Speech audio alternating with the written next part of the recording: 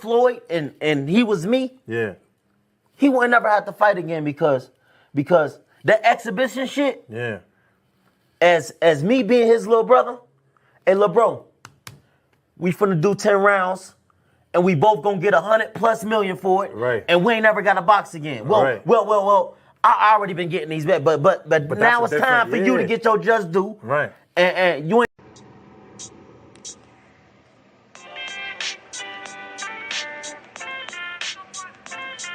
Yo, you know the deal. We back again.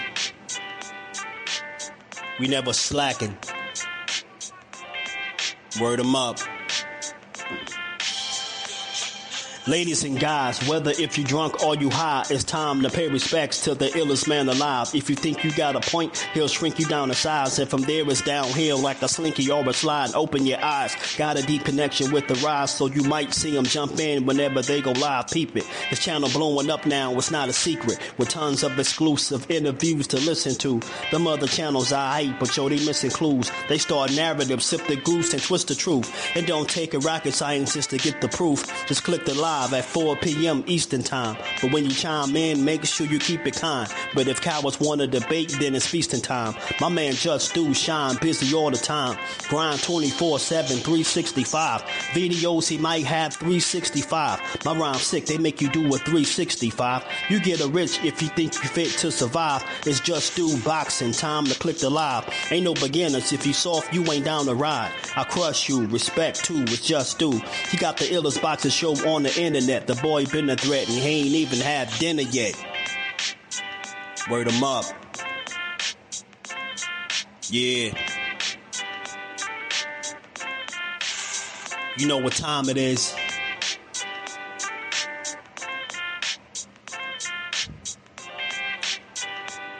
"4 p.m. Eastern. Click the link.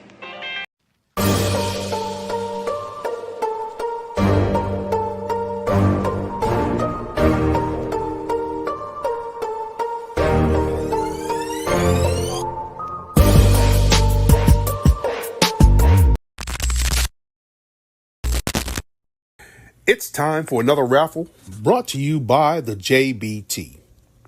Our first item is a new 10th generation iPad with a liquid retina display which shows off beautiful color and has plenty of power for all your handheld computing needs. Great for work, play, or just movies on the go. How much is it to enter, you ask? Just $10. Or you can catch the deal with 3 entries for just $25. It's easy to enter. Just cash app your entries to $JBT Network 1. That's $JBT Network 1. Our second item is a set of Kenichi Bear Bluetooth noise canceling headphones. Great for gaming, movies, or travel. As the second prize in this great raffle. Our third item is a Ninja brand air fryer. Great for all your air frying needs. Cooking healthy with the JBT. So send your entries via Cash App to JBT Network 1. That's JBT Network 1.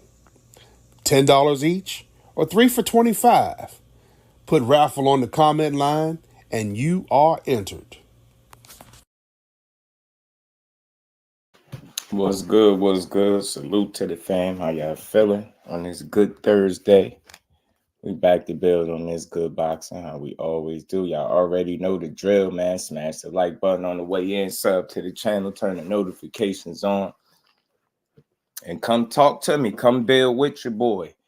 Shout out to everybody that's in the raffle, man. Y'all just seen it, man. Big Dre. Shout out to my guy, man. Excellent work. I always got to give him his props, his just due. Y'all know, $10 entry for the raffle, 3 for $25. You know, you got 3 entries, man. 3 different prizes, man. Pardon me, y'all. I was getting something situated. 3 different prizes. Air fryer, man. Who don't need an air fryer? You know, who don't need an air fryer? Who can't use a good old pair of Kenichi Bear headphones, man? You know?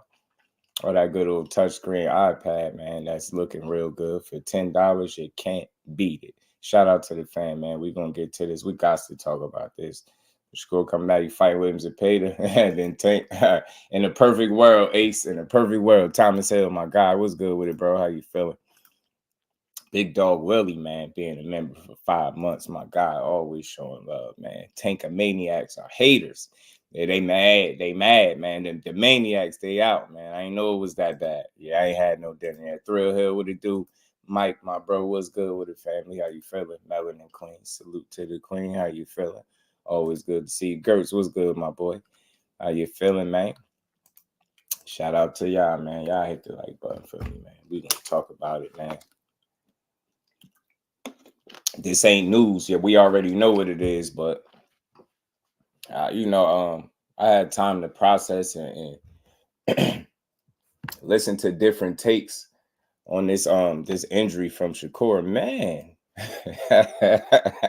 yo, boxing is like WWE at this point, bro. People just be making stuff up. This shit is sad, man. It's a sad day. It's like you don't know which way people want it. On one end, they're complaining about a Cordina fight. Then the fact that it was on pay-per-view, they're complaining even more. Now that the fight is off, the man clearly had immediate surgery on his hand. And they questioning if the injury is real. You can't make this stuff up, bro. Bro, you can't make this stuff up, man. Big Dog Willie, my guy, putting that color in the chat early, man. Appreciate all the support, man. Shout out to everybody that continues to support the grind, man. My guy, Big Dog, first one in the building. Tankamaniacs aren't as bad as the Haney cult because they don't have a capping ass daddy line about everything under the sun. I feel that, Big Dog. And we ain't never got to box again. Well, right. well. I already been getting these back, but now it's time for you to get your just do. Yeah, ninjas love to eat. Who don't need a good old air fryer? Dodge J, my guy, what it do, family? How you feeling, man? Picasso, Shakur heard the criticism, said F it. Yeah, that's what they saying. That's what they saying. BJ33, my guy, Lonnie Lee, the family is in the building. Was good. He broke his hand on purpose because of the backlash. Hey, right. Hey, Gertz.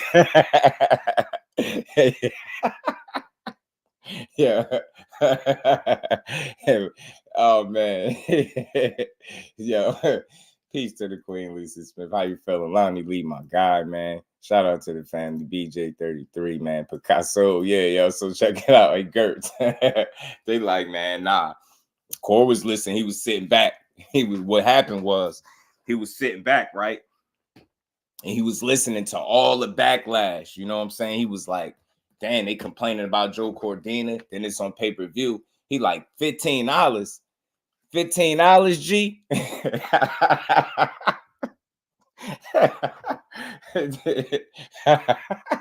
Oh man, big homie Core was like $15, G. $15? That's all I'm worth. He like, nah, bro, nah. Somebody call Eddie up. Somebody call Eddie up right now and tell him my hand is hurting. You know what I'm saying? While we at it. Hold on, man. Hold on, y'all. We gonna have fun with this, cause if I don't make fun of this, bro, if I don't find a way to make fun with this, yo, that had me stressed out, bro. Listening to these people. Barbara D, my boxing mom, is in the building. Always good to see you. Eddie, stay real to the American fighters. Nostalgia, like, what's good with it, fam? How you feeling? Motown 909s, he said. Well, Shakur coming back strong at Devin. Yeah, man. Little setback for a minor setback for a major comeback. Nah, so check it out. You gotta make fun of make fun of this stuff at this point, bro. So check the core sitting back like, nah, bro. I ain't my first pay-per-view ever. $15. He like, gee, and it's Joe Cordina. Nah, bro. Somebody get Eddie on the phone. Somebody tell Eddie my hand is hurting. Better yet, we gonna go a step farther. Take me to the hospital. We gonna go to the hospital. We gonna pretend our hand is hurting, right? We gonna take a picture. I ain't gonna be smiling. I'm gonna go like, just think about how senseless that sounds for somebody to go through all of that. You get what I'm saying? So he gonna fake an injury, bro.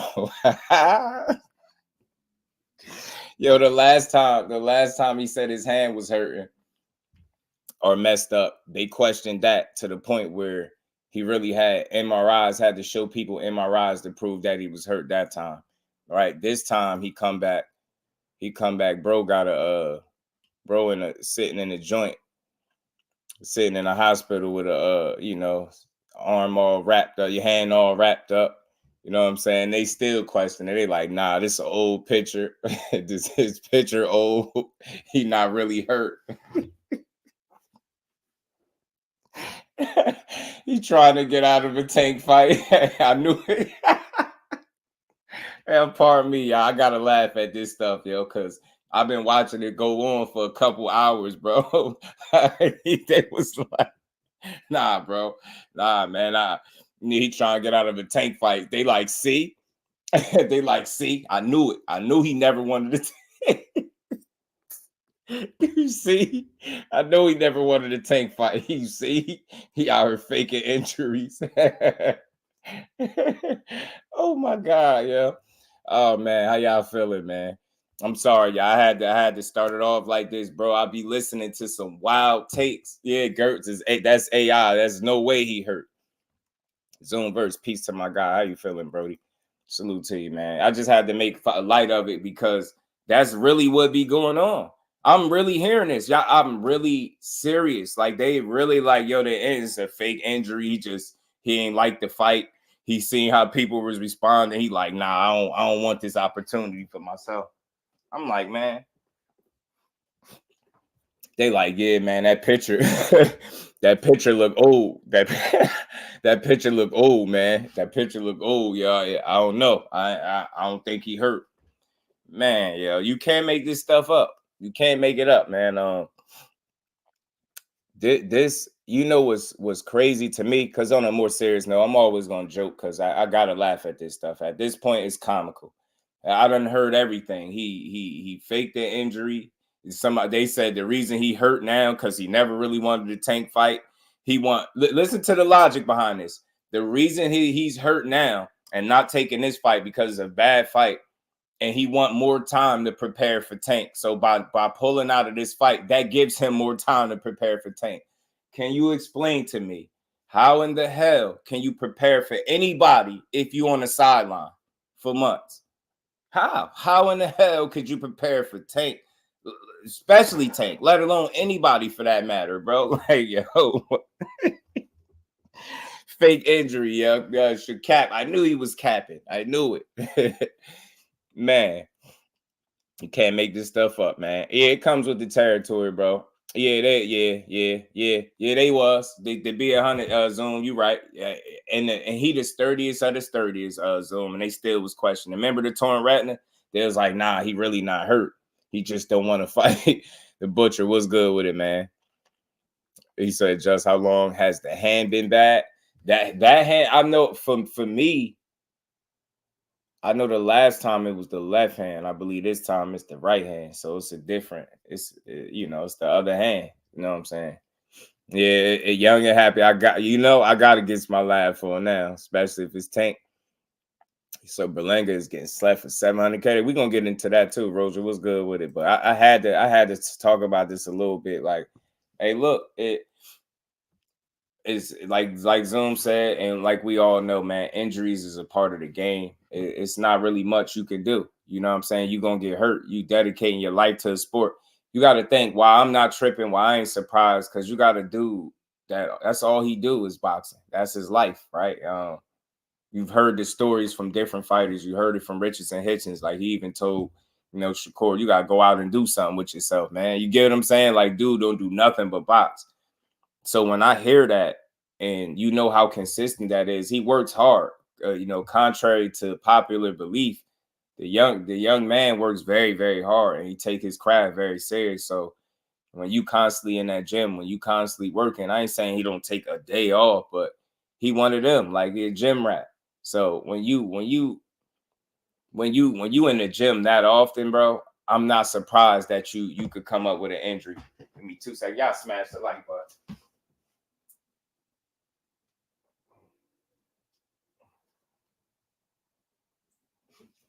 My bad. My bad, y'all. I'm back. Yeah, I'm not surprised that, you know, you could come up with an injury. It could be a number of different things. I want to play this little clip from you know, YSM did with Greg Hackett, and he gave a little explanation and a take as to why he probably hurt his hand, because I see all the different things coming out. Somebody said he too young to have brittle hands. I don't think that has anything to do with it. I don't think age has anything to do with the hands being brittle. I just think whenever you get what I'm saying, like boxing, we ain't supposed to be using our hands that much. You get what I'm saying? Constantly punching on stuff. Maybe he punched the wrong way, then turn his punch over the right way, right? You get what I'm saying? Connected, landed the wrong way, and you know, and hurt his hand. It's just part of the game, man. But I'm not gonna trip. I'm not gonna trip on a young man for getting hurt. Like, what the hell could he do? You get what I'm saying? Who the hell, when all you do is box? And if what I heard was factual about the purse that he was standing to make, because I heard Joe Cordina was about to make a lot of money. So I know Shakur being a champ was about to make some money. I was hearing $5 million. So you telling me he cared about the opinion of people that don't really rock with him more than he cared about his bag? You get what I'm saying? So you telling me he rather, and let's just say, because that's what was reported, he was standing looking to make about $5 million for this fight. So just say that you really think he gonna just fake hurt himself and not, you get what I'm saying? When they're on the sideline, they're not making money, they're fighters. So nobody's hurting themselves intentionally to remove themselves out of position to make another bag at the bare minimum. You get what I'm saying? So, and to stay active. That's two things that he want. He want his money for sure, right? But he want to stay active. And you know, people talking about that he just want more time to prepare for Tank. No, the hell he don't. That don't give him more time to prepare for Tank. That pushes things back if you're really looking at it. You get what I'm saying? Because having this fight in October would have been him getting one of those fights out of the way with Eddie Hearn. Now this essentially kind of pushes that back. And he said, you know, from what I'm understanding, he should be ready to go by February. So just gonna have to see. But it's just too many narratives. Like none of it makes sense. None of it is logical. You know, these dudes do this shit for a living, man. Nobody wants to get hurt. Nobody wants to sit on the sideline. Think about it. If all he do is be in the gym and putting in work, staying disciplined and dedicated, it's going to be eating him up just having to sit on the sideline and he can't do shit. So this whole notion that he did it on purpose is strange. Like, I just don't understand why somebody would do something like that on purpose. They're just not logical thinking. I get it. Maybe you like, yeah, he heard some of the whispers. And there's no doubt that, you know, because he on social media often enough to hear and see some of this stuff. But I doubt it, man. I think he was locked in. I think he was training and preparing for his fight like he always do. And he just, you know, in sparring, from what I hear, he injured himself. You know what I mean? Hannibal was good with it. Shout out to the butcher, man. Y'all salute to the fam. Cash Sports Teach was good with it, fam. Put your money on Zepeda 2025. Zepeda getting his ass kicked 2025. Long he better get in the ring. That's what he better do. He better get in the ring. Let me play this little clip from Eddie Hearn, man, what Eddie Hearn had to say real quick. Spoke to Shakur last night. He damaged his hand in camp. He's been training in Colorado, sparring, and went to get a scan last night, and he's torn the tendon in his knuckle. He had to go for immediate surgery, which he had this morning. He's out of surgery now. Very disappointed, you know, obviously disappointed for himself, and we're disappointed for Shakur and Joe Cordina as well, and for Riyadh's season, but there's nothing you can do. You know, it's quite a unique situation. As I said, operation complete, and now the road to recovery for a big 2025. How long is the recovery going to be? We're being told that we can expect him to be ready for February of 2025, yeah. So.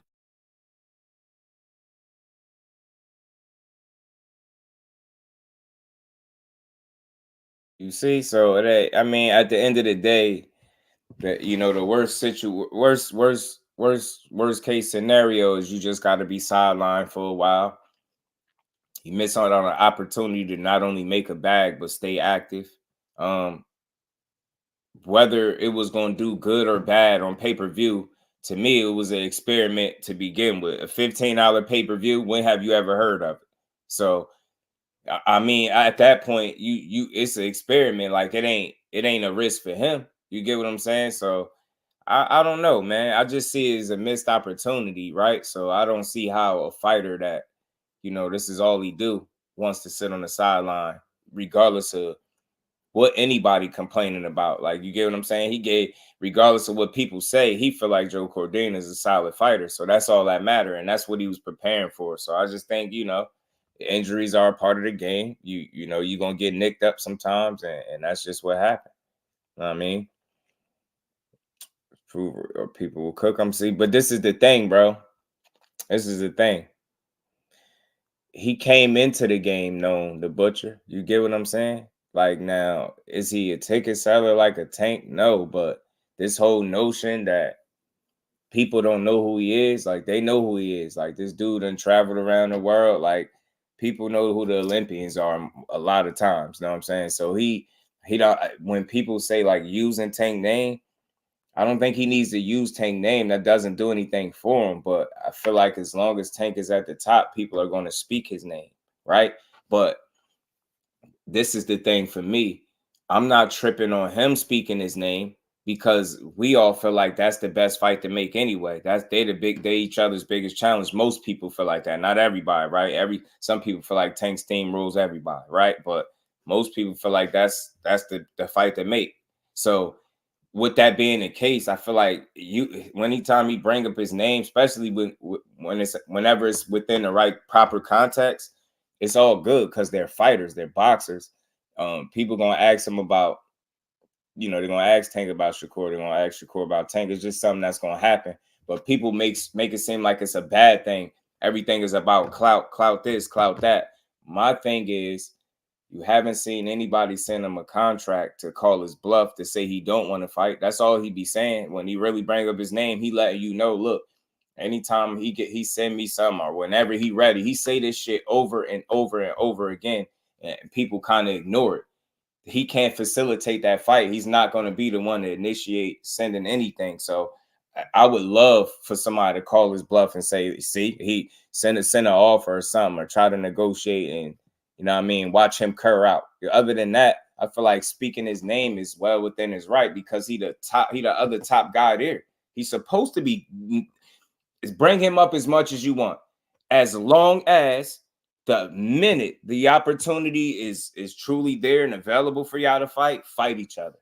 That's it. That's all, right? Like, that cloud chasing shit is a mirage, man. Like, these dudes, they know who, we know who's who by now.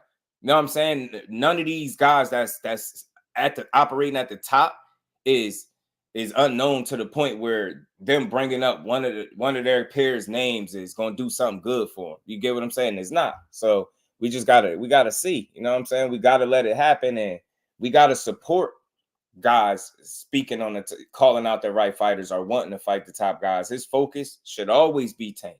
As long as he see himself as a top guy and he feel like that's the biggest fight for him, that should always be somewhat of a focus. And what I'm saying is, at any given time, that opportunity lines itself up for you to step in the ring with that man, you got to be ready. You know what I'm saying? And if as long as that's the case, I don't have a problem with him mentioning his name. The only time I have a problem is, say for instance, right, like the way he mentioned his name, even the call out with the shirt off. Say for instance, he do that, and then he get an opportunity to negotiate, and then he do what Loma did.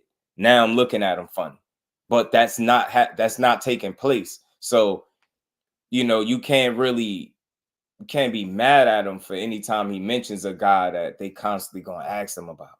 You get what I'm saying? So that's all. Just stand on business when it's time. Don't mess with Texas. Mike Ron, what it do, fam? Let's talk fashion. Remo, my God, Don, what it do, fam? He said, "Bud, I push the cord to the limits." Blame it on Bud. Cornelius, what it do? Ryan, my guy, what's good with it, bro? How you feeling? And McQueen, the professor in the building. So Shakur's really going to fight Tank with one hand. Huh? What? When was this? The Tank with one hand, huh? How you get that? Where you get that from?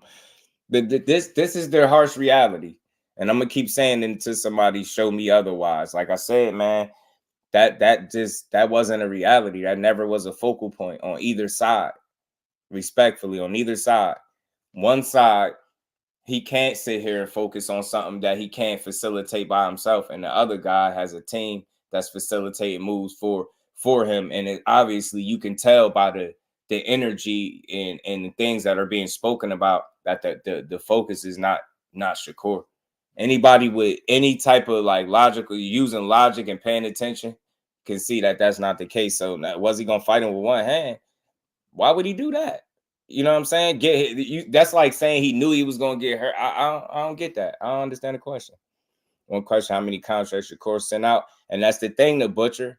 He don't send out contracts, but neither does Tank. Let me say this again. Let me be very clear. Tank Davis doesn't send out contracts, but his team does.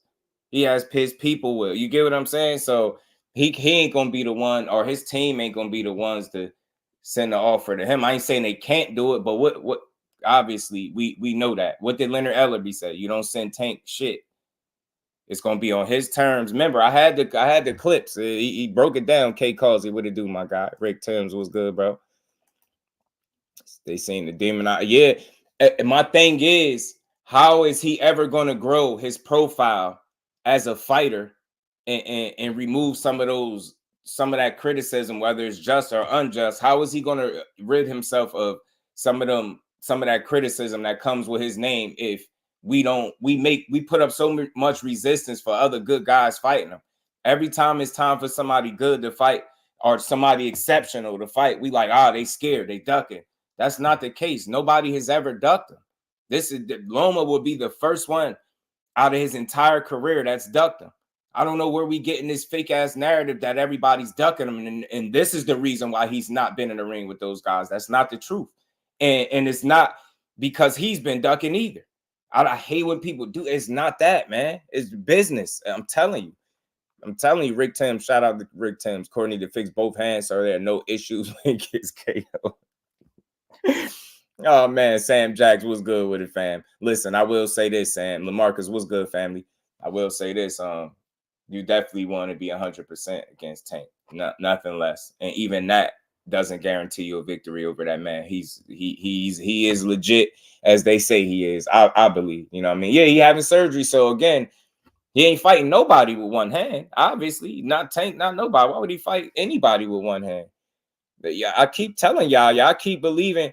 Nobody could point to nothing, nowhere in boxing where you could say that Tank Davis Shakur was ever a realistic option next. Nowhere. He already had surgery, just needs to heal. Yeah, he had the surgery already.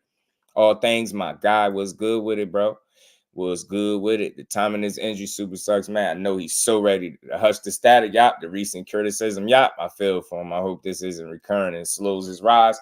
They said it was Eddie said he tore a tendon on the knuckle or something like that. So I don't think that's, some people were saying, oh, your hand's being brittle, but I think that's a bit different than the actual hand. You get what I'm saying? It's not like a break in the hand. That's a tendon. That's not even the actual hand. People don't even pay attention. Ain't like you got a break in the hand. So just think it's one of those probably like little freak accidents. You know what I'm saying? Creo, my guy, was good with it. And injured for a while now. He's still been winning, right? And look, this is the thing I'll say, because let me put it in perspective, because people say he stayed hurt. I'm like, when? You've never heard him have to pull out of a fight due to injury except for this one. Never. You've never heard it. You know what I'm saying? You've never heard him have to pull out. And then, so he just gotta, find a solution to the issue. You know what I'm saying? Find a solution. Or then again, it might not necessarily even be a problem. It could just be, like I said, just one of those things where it's sports. Boxing is very physically demanding. Sometimes you get nicked up and you get hurt. You know what I'm saying? That's all. I'm not sending out contracts at top. We always say send Shaker contract. Yeah, but again, bro, this is the difference. The Butcher. He's not in a position. He told you this. I don't know if you be listening to the interviews.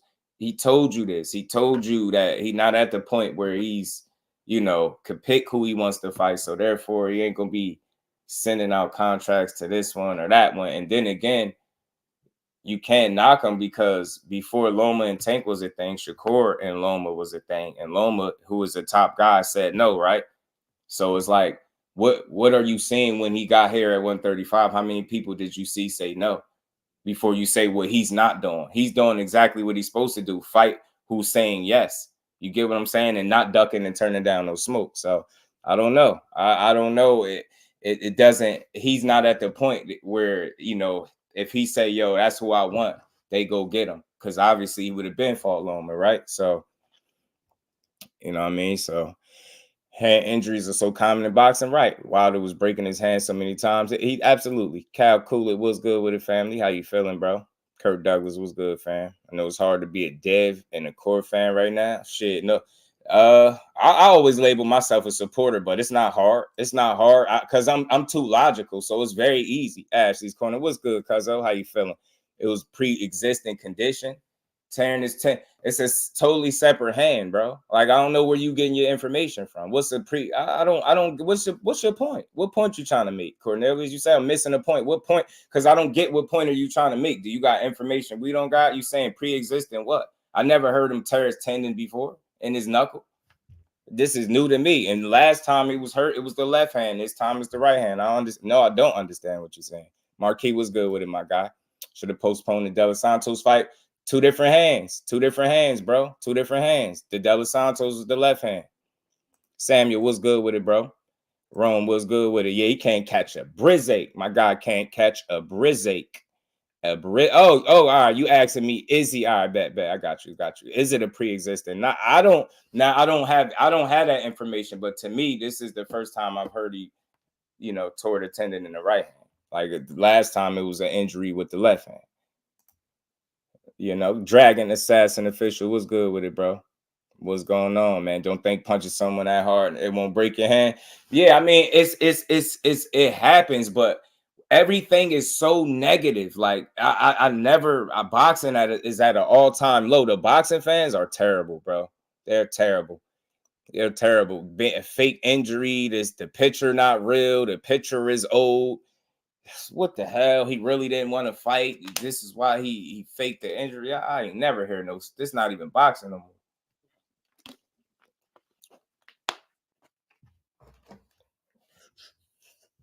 Hopefully his injuries are behind him. He can turn the page. Yeah, I hope so. I hope so too, man. Because you don't want to see these setbacks. You just want to see him go out there and be able to do his thing, stay active, get his fights in, keep building. You know what I mean? But it could be a blessing in disguise. It's always a silver lining, right? What I do like is the energy that he's showing. I like the energy that he's showing. I like the fact that he sounds like he's not really letting it bother him, and that's all he could do. You say ups and downs happen as part of the sport, and it is what it is, right? But I just don't get all this fake injury stuff, and you know, he making this up. That shit is weird to me. Demonizing their favorite fighter opponents. Kevin King was good with it, bro. Chop Shop in the building. Cornelius in the back. Everything by John was good with it, bro. Shout out to you, man. It's still international court, baby. Minor setback. You know, Cornelius was good. Talk to me. I ain't get what you were saying, bro. Talk to me. What's up? Can you hear me? Yeah, I can hear you. Okay, the question was because it just seemed like it just came out that he had surgery, which allowed him to back out the fight that he has now. So my question was, if it was pre-existing, so he took the advantage of it to have surgery now, then it was always an ailment. And so had he took the fight with Tank, it would have been an ailment then. Makes sense. Got you, bro. Got you.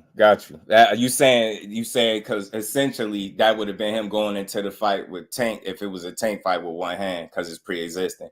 I don't know. I mean, I never, you know, last time it was the left hand, like I was saying. So I never heard on record for him having issues with the right. And like I said, from what I'm hearing, it was in sparring or something like that. Threw a punch, tore a tendon in the knuckle. I guess he felt it, and they, you know, took him for immediate surgery. So I think it was just one of them freak injuries, bro. And I hope it's something that he could get in front of. Because you know, I just thought from what I was watching earlier on another channel, you know, I thought it was something that was pre-existing, and he just didn't want to fight dude, and was like, oh, let me just go ahead and get out in front of this and use this as a justification not to fight him. And so it's like, okay, if that was the case, then yeah, you would have been fighting Tate. with a pre-existing condition. I get that. I get that. Now that's dangerous. You definitely don't want to do that. My point. Ever. That's Not my Tank, point. bro. Tank ain't the guy to be going into no fight with no injuries, bro. I'm gonna That's be right. honest. That's my point. So now, so if that's the case, if it's a Tank, hell yeah. But like I said, look at it like this, right? He was nicked up with De Los Santos. Pretty strong guy. He still elected to go through the fight. That's why I know this time for him to pull all the way out of the fight, especially when it was being rumored that he was looking to make about $5 million. He ain't nobody trying to sit out on purpose and miss that payday. Right, That's his right. biggest bag to date.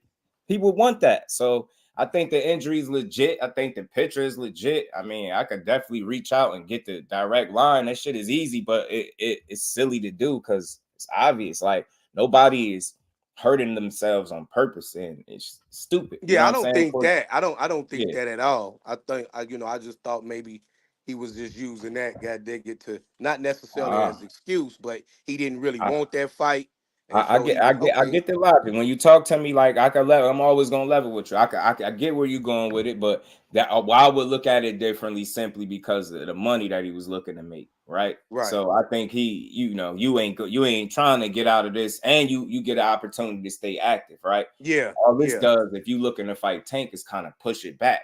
And people were saying that you never wanted to fight him now, you just want more time to prepare. And I'm like, that makes no sense. If he on the sideline, he can't prepare for nobody on the sideline. So that kind of pushes things back, if you're being honest. So I think that's the last thing he'll want, is to be in a situation that slows his progress down. Because again, I know he probably itching to get back in there and shut up some of the chatter, and sitting on the sideline just it doesn't help him. Look good, my guy. But all right, man, I'm out. Man, shout out to you. Appreciate you coming up too, bro. Hey, no problem. Right, shout out to my guy Cornelius, man. Mr. Empire. Chop Shop, what's good, Brody? Salute my brother Justin. Salute to the brother that just got off there too, man. You already know that's Cornelius. Shout out to him, man. I appreciate him coming up. I was misunderstanding what he was saying, but I overstood now. I got you, my guy. I got you. It be like that sometimes, Just. It be like that sometimes, family. Hey, I agree with what he said about. I'm glad this wasn't a Tank fight, because it would have been, in my opinion, it most likely would have been much more money involved in that fight. And if the injury was any inkling of bearable, I think he might have risked going through with the fight. And we don't want to see the fight like that. We want to see him be healthy. Right. You know what I'm saying? So that after the fight, it's no excuses on either side. On either side. Because I ain't saying that he's going to lose. I'm not one of them people that say automatically Shakur going to lose. But I think it all depends on how the fight goes. Yeah, I will you know say what I'm saying? And I'm one of his biggest supporters. Right. I'm going to no Tank fight injured. That's right. That's Hell right. nah. So I like that you set the table like that, because in a way, bro, it kind of sets it up to, I look at the silver lining. It's nothing he can do about the injury, right? He just gotta live with it. Blessing in disguise. Better it happen now than when you about to get that fight. Think about it, Chop. And how you here for all of it. You watch the boxing circles just like I do.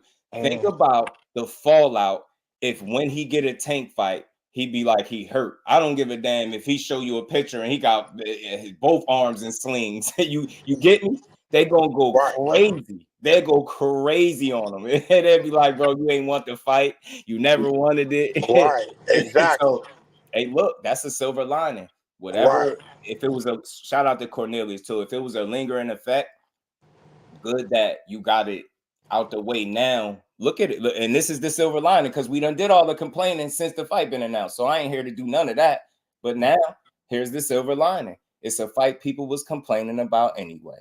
It would have been the first pay-per-view opportunity, but the setup of it, it's a dude coming off a knockout loss. It's people that don't do their homework, so they think that'll be his first time at 135, and it's not.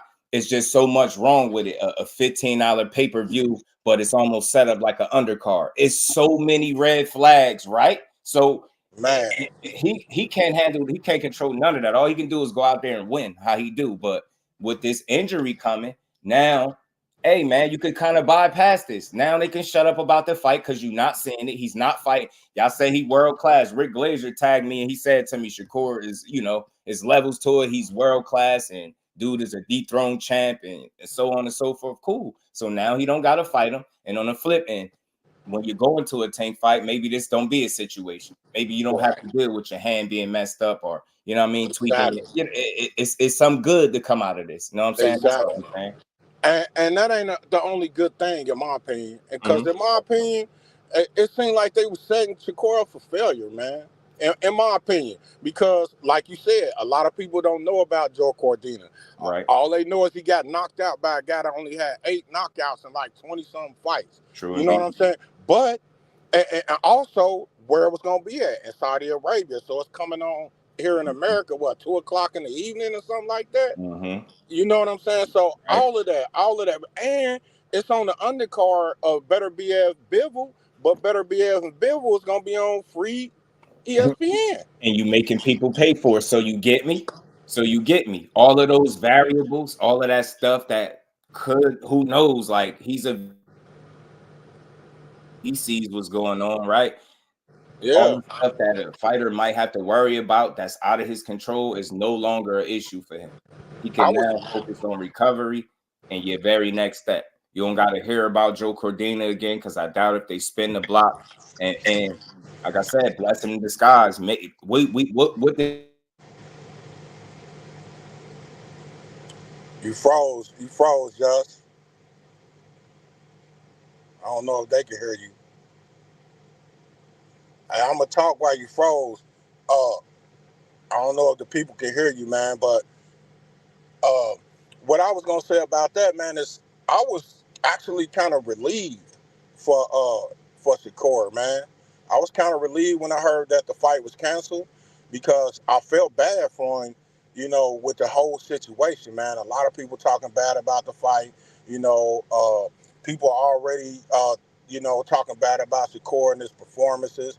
And, say he went in there with an injured hand. And then he had another performance like he had against what's his name? My bad, y'all. Oh, that's all right. You back. My bad, y'all. My Wi-Fi was messing up. Shout out to Cornelius, man, for the 5-piece. Much love. And again, appreciate you coming up here, bro. Anytime, because y'all know I'm always about the bill, and I'm gonna always go for trying to understand before I say, So I'm glad. And we ain't never got a box again. Well. I already been getting these back, but now it's time for you to get your just. I thought it was a twist. So if he would have went ahead and went into this fight, and he had another lackluster performance, and then he let people know, look, my jab hand was messed up, then people just gonna start seeing him as a person that like to make excuses. When it's real, it's real. You know what I'm saying? But people don't care, man. They don't care about that. They don't want to hear no excuses. 100%. You're right. So I felt relieved for Shakur, and I'm glad that he's gonna be able to take this time to get himself back healthy. The fighter that we all want to see him be. Right. That's the improv. Yeah. I see it, and like I said, I even though I don't look at it that way, like faking an injury, because the backlash of the opponent and the pay-per-view setup and all that, I just don't think that's something that he would worry about, especially if he was looking to make his biggest bag. You don't forfeit all of that just because you got some disgruntled fans. This is part of the business, it's part of the game, especially being in his shoes. He know what come with being Shakur Stevenson better than anybody else, and he know, for whatever reason, we've seen the journey, but for whatever reason, it's been difficult for him to get those quality guys in there, right? So, that's just, I think that's something that he kind of somewhat made peace with to a degree, right? It's still frustrating, but that's what come with being used. It's not easy getting guys in there for better or worse. And I just don't see him forfeiting potentially his biggest bag because of the people complaining about an opponent or the pay-per-view, something like that. I just don't think those are things he cared about. You know what I mean? Rome, it would have been 15 hours. Bruce, guys, salute to the OG, man. Cannabis education and entertainment. Shout out to you, man. My bad, y'all. Y'all also, just is you know, people don't go get surgeries when they're trying to fake stuff. Right. You know Right. what I'm saying? Right. It's just not That logical. seemed like a little bit over the top for a person to try to fake something, man. It I don't said believe this Shakur picture. would do Oh, I even looked at his arm. His arm looked a little dark. Like you could tell had to be something going on because you heard the hand. You know all that should be connected. Look like it's that. doing dark right there by the forearm. Yeah, I'm You sure see it it. is, man. So, I'm wishing that young brother a speedy recovery, yeah, man. man, get back. I You know what I want to mean? see him back in the ring with a top Yeah, he even quality got of that boxing. look. He got that look like, man, damn. You know what I mean? Jay Dixon was good, Jay. He always smiling. You always see that damn gap. Yeah, not today. He like, man, damn. Right. He was a little salty with that one because he ready to just keep it going. And like I said, the in a different way, this could pan out good, especially because they saying February is where he'll be ready for that time frame. That's when they saying Zepeda is supposed to fight him anyway. So if this 2-fight deal start off with bypassing a Cordina fight with a blessing in disguise with this injury, and he gets Zepeda first, I think it all works out because it's one less opponent for people to complain about for him. It's a guy that makes sense for him to fight, and then you could just keep moving from there. So we just got to see how it all shake out. But like I said, too many weird ass conspiracies. Ain't nobody faking surgeries and all that shit, man. And you know what I'm saying, bro. Eddie It's said just too many emotional dudes and about it's too many emotional fans, man. You know me. I'm a Devin fan first. You know what I'm saying? But it. do that mean I got to hate Shakur? Do that mean I got to hate Tank? No, it don't. Why Right. can't I enjoy their fights too? You Right. know what I'm saying? And a real boxing fan, that's how we supposed to be. And if it's my favorite fighter, I want to see my favorite fighter fight the best fighter out there. That's all I'm about. That's Right. all I'm about. Right. You know what I'm saying? But hey, my wife and them coming back out the store, man. I'm gonna holler back at you, big bro. But I'll be watching, man. Salute to you, bro. Much love to you. All right, bro. Appreciate you. Yeah. Just look at his left hand, his knuckles, same injury with Dos Santos. Yeah, man. Greg Hackett, like I said, he had touched on it with YSM, and he was speaking about it. He was saying maybe it's the way he punching, possibly maybe why he could be hurting the hand. And with Dos Santos, like I said, it was the left. This time it looked like it's the right. It happens, bro. It happens. It's part of the game, man. You just gotta work through it. You know what I'm saying? And again, for me, the silver lining is it's better to get hurt in sparring than to throw that punch in the middle of a fight and hurt yourself. Now you get what I'm saying? Now you disarm for the whole fight. So that's how I look at it, right? It's just a different way to look at it for me. You know what I mean? It's better to get that injury in camp and get it dealt with rather than you being it. Like I said, whether it be the first couple rounds of a fight or you be in the middle of a fight going at it and you hurt yourself and then, you know what I mean? You got something else to deal with. So better to get it dealt with now than later. So, and again, there's so many different variables and moving parts in this setup of this fight, starting with the fact that, most people feel like he shouldn't be fighting Cordina coming off a KO loss with him moving up to 135. So I get that. Then you got it being a pay-per-view, his first pay-per-view being a guy coming off a knockout loss, being able to compete for a title. They're going to put that guy on pay-per-view. Then they're going to charge people $15. And it's going to be almost like an undercard setup because you have Beav and Better Beav at the top of it. So it just, to be honest, I don't think they were setting them up for failure per se.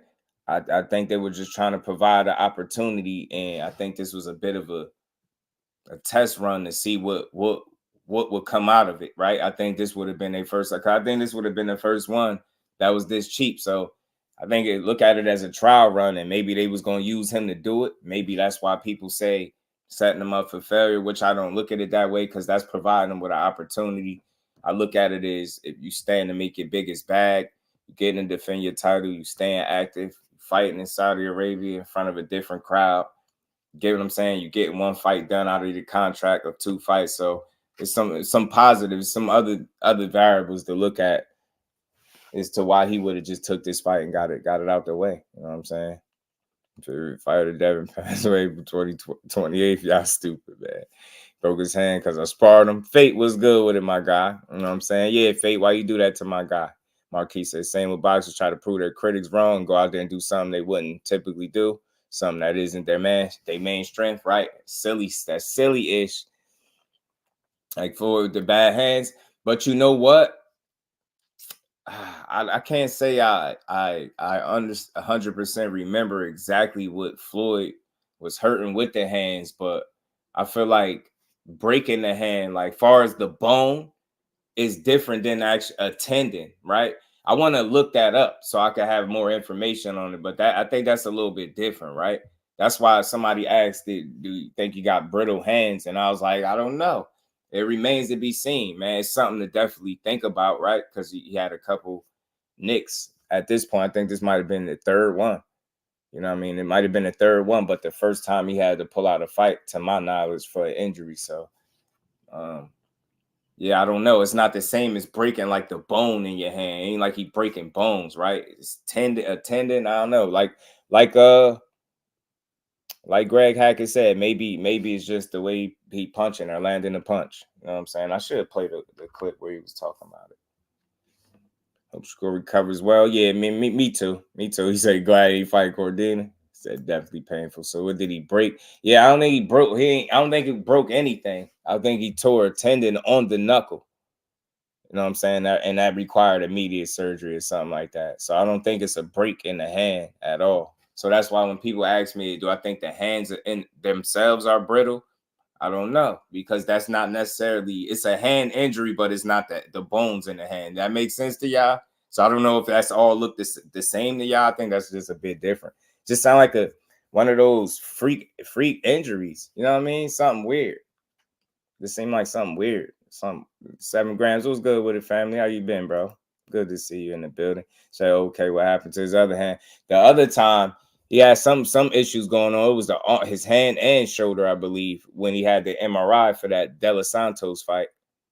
You know what I'm saying? But shit, this trip, like I said, I just heard it was I don't know which knuckle, but I heard it was a tendon on the knuckle that he tore, and it required immediate surgery. So, I mean, now he just got to focus up and recover. You know what I'm saying? Tendons can roll up and be repaired after that. Right. So that's why I think that's why they did it immediately. Yeah, and I heard he did it in sparring. They both moving up at the same time in training right now, so I don't know. What's that? Who you talking about? Oh, Frank Martin and Kambosos. Damn, I was told Kambosos could be fighting somebody else. I just can't remember the name.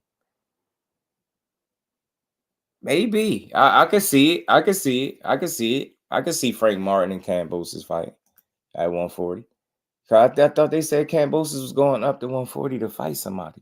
I got to look at my notes, man, my messages. I mean, Aisha, peace to the queen. How you feeling today? Like the Achilles tendon once the tear ruptures. Yeah, you need to get surgery in 3 hours. Yeah, I heard it was pretty immediately, man. They got him to that spittle ASAP, man. Like I said, it's not enough. It's not enough logic and reasoning for me to intentionally hurt yourself or to pretend to be hurt. Like that's foolish. That's just foolish to me. You know what I'm saying? That's just foolish unless you got some type of master plan. You get what I'm saying? So to me, these dudes box for a living. They looking to make their money. Ain't nobody looking to be on the sideline. There you go. Appreciate you, bro, Dante. There you go. Yeah, Paro on Kambosos. Appreciate you. I could not remember who it was, bro. Shout out to my guy, man. Shout out to Dante's boxing. So I see Cam getting pieced up. Yeah. I think Frank Martin beat him up. I think Devin Haney did a number on his confidence, right? I think those two fights really took something out of him. I don't feel like he got that same spunk, that same, drive about him since losing to Devin Haney. Respectfully, I ain't saying he still don't want to win, but sometimes when you get defeated back to back, and you got to think those were 12-round shellackings. People make fun about Dev not getting knockouts, but shit, when you beat a guy that convincingly for 12 rounds and then turn right around and do it again, his confidence take a major hit. Kambosos arguably ain't won a fight since then, because the only one was the Maxie Hughes robbery. And he think about how many rounds he's lost since fighting, stepping in the ring with Devin Haney in the first fight. Since then, he has been a totally different fighter. He's been even less than what he was once before. And he's just gonna be a if he stick around long enough, he's gonna be a journeyman. But shout out to Kambosos and L Dub. Shout out to L Dub because he pointed this out. Kambosos got a hell of a team because they continuously get this guy in position to get opportunities, man. Can't knock it. I respect it. And he will fight. He a scrappy dude. Need some unification in that 140 division. Yeah, they do. They do. Loma sparked him. Yeah, Loma beat his ass, man. Loma beat him good. Loma beat him good. Shout out to Bruce, guys. You ever heard of the bionic right hand? Jerry Cotesi, former heavyweight champ, had 23 surgeries and even had titanium inserted in his hand. Damn. Nah, man, you taking me back, OG. I do my homework. Shout out to Bruce, guys, for that history, man. Loma beat the stew, as they say, out of that man. Parrow fight Cam, then it's gonna get ugly. Yeah, Parrow gonna beat the hell out of Kambosos. For sure. Kambosos don't stand a shot against Liam Parrow. He gonna get destroyed in every way, shape, or form. Get his ass whooped. Cut Creator was good with it. Cam about to have 4 losses in a row. I'm telling you, he been getting beat up. Boxing been bad to him since he had to fight Devin Haney. Everything Haney. It got all bad after that. All bad after that.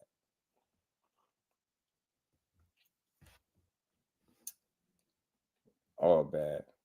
But yeah, man, like I said, for me, maybe it's a good thing that this fight ain't taking place. Like I said, you just had a lot of negative pushback, blowback from the setup, from the fight to the setup of the pay-per-view to the price point. Even though it was low, people were still complaining. So Akello was good, my guy. And Bosa's got lucky in that TIL fight. Yeah, he was very fortunate. He caught T.O. Emotional and not in his right mind. Emotional T.O. with no game plan. And he came in there and got beat up. And he still fought him to a split decision. T.O. was on his ass late in that fight. T.O. started kicking up, man. He started snapping out of it, but it was too late. He already did the damage. Man. But Kambosos is just going to be a stepping stone or a pretty solid name, decent name for whoever fight him. I just don't see him beating none of the top guys. If he fights Liam Parrow next, Liam Parrow going to smoke his ass. And the interesting thing is, if he fights Liam Parrow next, then who the hell is Devin Haney fighting? And when is he coming back? You get what I'm saying? I believe Kambosos was never really a good fighter, even before fighting Haney. Latrell Ware was good with it, fam. Y'all smash the like button, sub to the channel if y'all haven't. We're going to keep rocking. Look, shout out to you. It ain't that Kambosos is not a good fighter, right? I just feel like,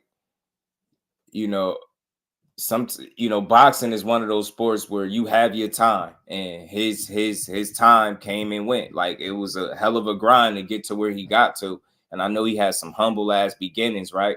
And I respect the grind. I always make fun of him being a split decision king, but I respect the wins, right? I respect the TO win. But after that point, it's just been all bad for him. And I believe, like he'll never return to that level beating. He will never beat a TO type of opponent again to me. I think that's always going to be the best win on his resume. And that's just going to be that. Big accomplishment for him. He thinks he was undisputed. Whatever. I ain't about to argue with Kambosos, but you get what I'm saying? So he did. He was very successful. So look, he's a good fighter, but what he is now, when you compare him to whether it's the top of 35 or the top of 40, I don't really stand no shot up there. Shout out to my boxing mom, Barbara. They appreciate the super sticker and all the support. Peace to the queen. And we ain't never got to box again. Well, right. well. I already been getting these back, but now it's time for you to get your just due. He say he about to fight old buddy from the fair. That'd be wild, bro. Yeah, crazy. Cam training videos look sweet, but when he in that ring, barely be throwing. Yeah, he know how to be intense on that bag and put together a good Instagram reel, don't he? It be intense training, sweat dripping, bag moving. It's looking good. He grunting in the gym. He in there working hard. And he get in that ring, get his ass handed to him. Yeah, second tier. And that's not that bad. Like, so Kambosos he's not no trash fighter or nothing like that, but he he not on that world class level no more than me. Like I feel like at once upon a time he kind of positioned himself to be in that conversation. Like that TIL win was huge. It was huge. You know what I mean? Still to this day, he the only one that officially beat TIL, right? So that win was huge for him. So, but after that, it was just all bad. It was all bad for him. Just limited, did most he could, with his talent level. That's why I respect Kambosos. He a fighter at heart. He's scrappy as hell. Kambosos is very scrappy, bro. And he'll get in there and mix it up and make it a good fight. Shout out to Big Dog Willie in the super chat, back in the super chat. He said the new narrative with Shakur injuries, he got surgery to put a metal plate in his hand so he can have KO power. What's up with these dudes? Oh, you serious? Man, don't tell me. We ain't never got to box again. Well, I already been getting these back, but now it's time for you to get your just do. Man, damn! Shout out to Big Dog Willie. He's a metal plate so he can have KO power. It's crazy. Like I said before, for me, I just think it's a freak injury, and it's something that you don't want, especially if you're a young fighter in a new contract, doing business with a new promoter. You're trying to get the ball rolling. You would have been fighting in a new territory, just a new opportunity, a situation for you all together, for you to shine. The stage was set for you to look good, regardless. I think, you know what I mean, what people were saying, but I just can't envision a world where somebody would want to stop their own bag. Get what I'm saying? These dudes about their money, they about their coins, man. Ain't nobody in this to just not be getting paid. So he likes I kill think you need a new coach, still fast and strong. His mentality and his setups are bad for this level. Yeah, he's not creative enough, man. He got a one gear, type of thing. You know what I mean, he's a one gear kind of fighter, man. Kambosos. He just ain't the guy, y'all. He ain't. But let's keep cooking, man. So I don't know what this means for I don't know what this means for the card. I don't know what they're gonna do with it. I don't know if they still gonna charge people money. I don't know if they still trying to make this a pay-per-view. Because I definitely don't think if people ain't want to pay for it with Shakur on it, they damn sure not gonna want to pay for it with him off it. Even if it is $15, like I said, I don't know where they go. You know what I'm saying? I don't know who they're gonna get to replace Shakur. I don't know who Cordina gonna fight. It just ain't. It's this whole card ain't pay-per-view worthy. So, like I said, that's really it for me. That's why I ain't tripping. I mean, the fighter himself ain't tripping. He seemed like he dealing with it well. And all I was hearing was negative this, negative that from the opponent. Like I said, to the setup, to the card being on pay-per-view, to the price point, to being an under. Like, have you ever heard of an undercard pay-per-view fight in your life? Seriously though, like, am I looking at it wrong? Because if it ain't the last card, I don't give a damn what you say. What is it, a co-main pay-per-view fight? And then the main event is free? You get what I'm saying? Like, I'm confused. Now that I think about it, man, I don't know. I can't say I know what the hell they was doing, bro. I've never seen this before.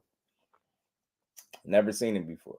He said, put me in for Shakur. Yeah, I'll take that back. I'll take I'll take it. Never, especially when the undisputed bout is free. You get what I'm saying? It was the strangest set. He said he need to go to 130. Damn, Zay, he need 130. 130, he too big for 130. Who need to go 130? Matter of fact, are you talking about Loma or Core?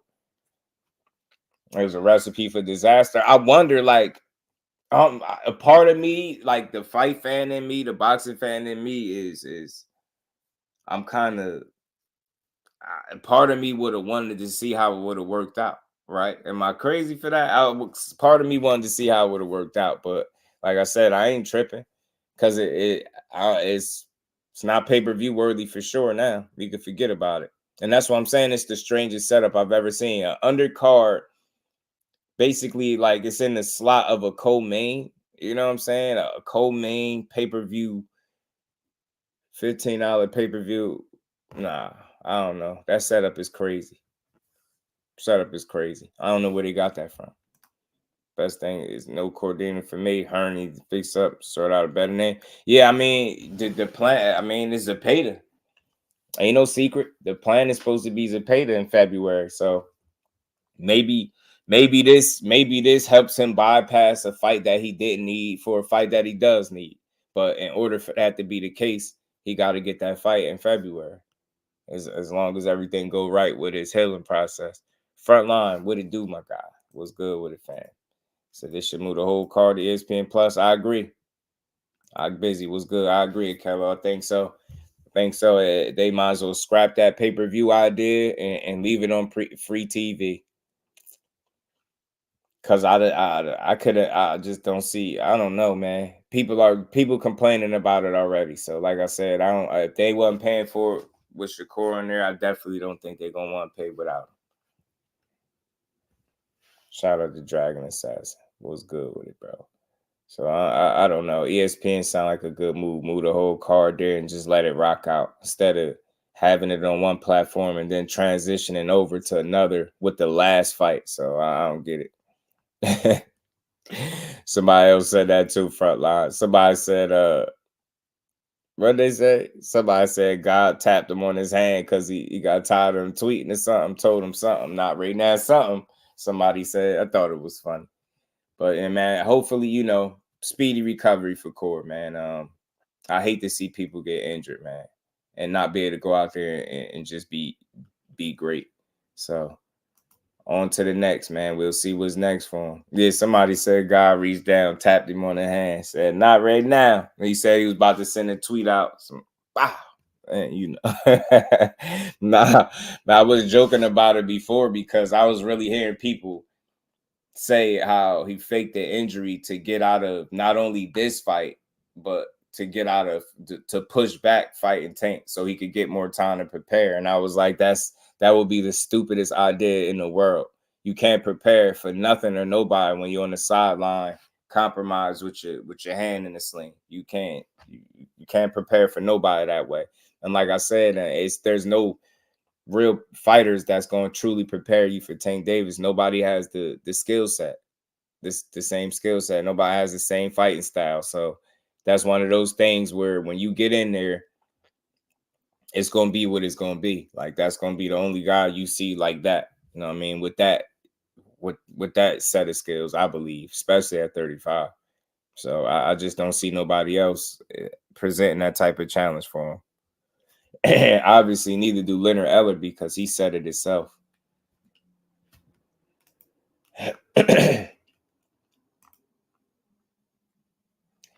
Stevenson hand injury puts the Tank back fight. I seen somebody saying that. Naturally, in a sense, I think it pushes not just that, it pushes things back. Is the natural order of things are pushed back, right? Because if you look at it, you're supposed to get 2 fights out the way. You feel like you already had your 2 fights lined up. You just had to get through them. Now, with one being off the card, off the table, it to me, it essentially pushes it back because now when you do come back, say everything goes well, you come back in February, say, Zepeda comes out and he does fight him. Say they do fight. That's still one fight. He's still going to have another fight under Eddie Hearn. And you get what I'm saying? And we know, no, I don't believe Eddie Hearn is going to be the guy to facilitate the Tank fight. So when you ask, does it push it back to 2026? Possibly. It's really possible, bro. I know people don't want to hear it, but it's definitely possible. It's possible for sure. It's definitely possible. Turkey unfollow everybody on Twitter, all the boxing pages, everybody. I wonder why too. I wonder, is it arrogance or frustration or what is it? I never understood that, why people jump on a social platform and not follow nobody but expect to follow. I never understood it. Plug AK, yeah, with breaking news. Yeah, I know he did that. She said he unfollowed everybody, boxing pages and now. Big Turk out here, he like, I don't need y'all. You know what I'm saying? I don't need y'all. But I don't know. But yeah, man, Mr. M Pride, I think that could push it back because that's the negative of it, right? Not being able to make a bag, right? Not being able to stay active, having to deal with a potential injury that could be lingering. Maybe that affects you later on in your career. Hopefully not, right? So that's the downside. And then it potentially pushes back an opportunity with a guy like Tank possibly because you'll have still another fight left even after February instead of February being your second fight, and you being able to take that and kind of do something different. Why the turkey unfollow everybody? Somebody should tag him and ask him. He might answer, bro. He might answer, right? So what the queen is telling me, Aisha, so basically what you telling me is he let everybody on their way. Cause you know that's what he said. He said the American public don't understand. He said these boxing pages don't understand. He says, let him on his way. He let everybody on their way. It's crazy, man. Big Turk said, I don't need y'all, man. I'm out. I am out. Big Turk said, I'm out. I'm unfollowing everybody. The American public, y'all don't know nothing. I'm out of here. I did an article about oh man. You be on everything though, because I did not hear that. I did not hear it at all. I did not hear it.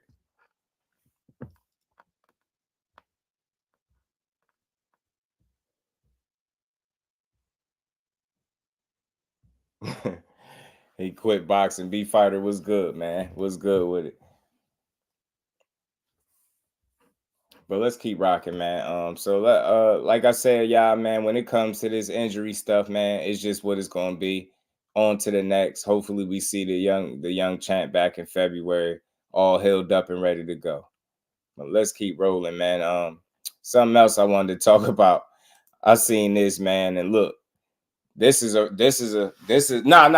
just joking about that. I was just joking about that. But I'm just saying, like, that's probably his thoughts as he's sitting there unfollowing everybody on social media. He let everybody on their way. You know how he talking. Let him on his way. He does not understand. Remember how he was talking with Tim Zoo? Hold on. Do I still got that joint in here? Remind jog's memories real quick. Hold on. Where is it? Oh man, hold on. I will not work with Temza. What happened? Let him in his way. He doesn't understand, yeah? No, I'd love to work with him. Turk said, let him on his way. He doesn't understand. That's what he did. That's what he said to everybody he just unfollowed on Twitter. Oh man, Turk about to pull the plug, bro. All that money, Turk about to pull the plug. That's what that mean, Aisha. I think that's what that mean. Big Turk about to pull the plug, man. What's good, B Fighter? Big Turk about to pull the plug on boxing. He like, yeah, he heard all this stuff that we've been saying. He said he unfollowed everybody because people stopped calling him His Excellency. He said the minute y'all got him effed up. You know what I'm saying? He said y'all either get down or lay down. And he see that American fans ain't laying down, so he about to pull that plug. You know what I'm saying? That's what really happened. I mean, or y'all think y'all y'all know I gotta be silly a little bit. Hey, y'all think he mad that Shakur hurt? Shakur done threw a monkey wrench. He tried. I figured it out. He tried to throw that $15 pay-per-view on Core. Core got up out of there. Core dipped up out of there. You know, with the grace of the man upstairs, you know, freak injury happened. Core got up out of there. He let everybody on their way. He said, yo, y'all ain't paying for this $15 pay-per-view, and I'm out of here. You know what I'm saying? He about to take his talents back to Saudi. You know what I'm saying? He's so much for that oil money, y'all. You can forget about y'all can forget about that. You can forget about that oil money. Man, Big Turk said, I'm letting everybody on their way, man. No, he said no Core. That's what really happened, though. You know what I'm saying? I ain't want to break it to y'all. He was like, no Core. I ain't following nobody. You know what I'm saying? He had the best talent in the world about to fight 15 hours on pay-per-view. You know what I'm saying? He said no Core, no follow. You know what I'm saying? He let everybody on their way. He about to pull the plug. He taking his money back. He don't got opportunities for nobody no more. I'm telling you. Wow, this about to get crazy. Turk threw a fit. He said, man, he done messed up my whole program. It's over. Big Turk said it's over, man. He said it's over. I'm done with you. I'm done with you Americans, man. I'm out of here. You know what I'm saying? Turk, y'all, he about to take his ball, his checkbook, and back to Saudi he go, bro. He out of here, bro. He say on his earth, man.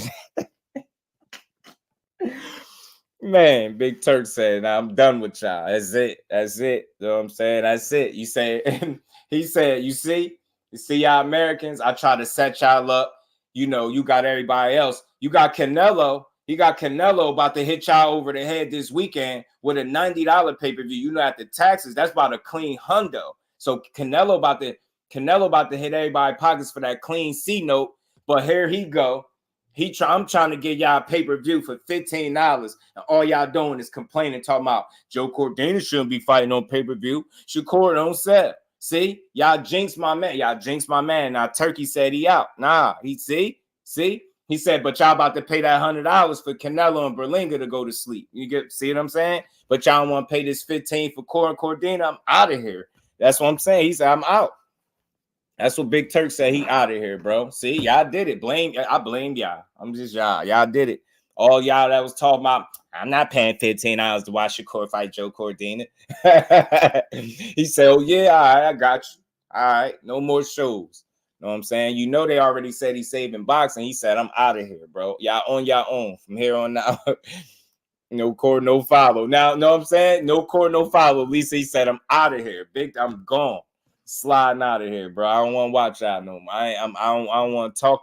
He don't want to kick it with y'all, skate with y'all, negotiate no boxing fights with y'all, nothing. He out. He is out. Plummeted Moore.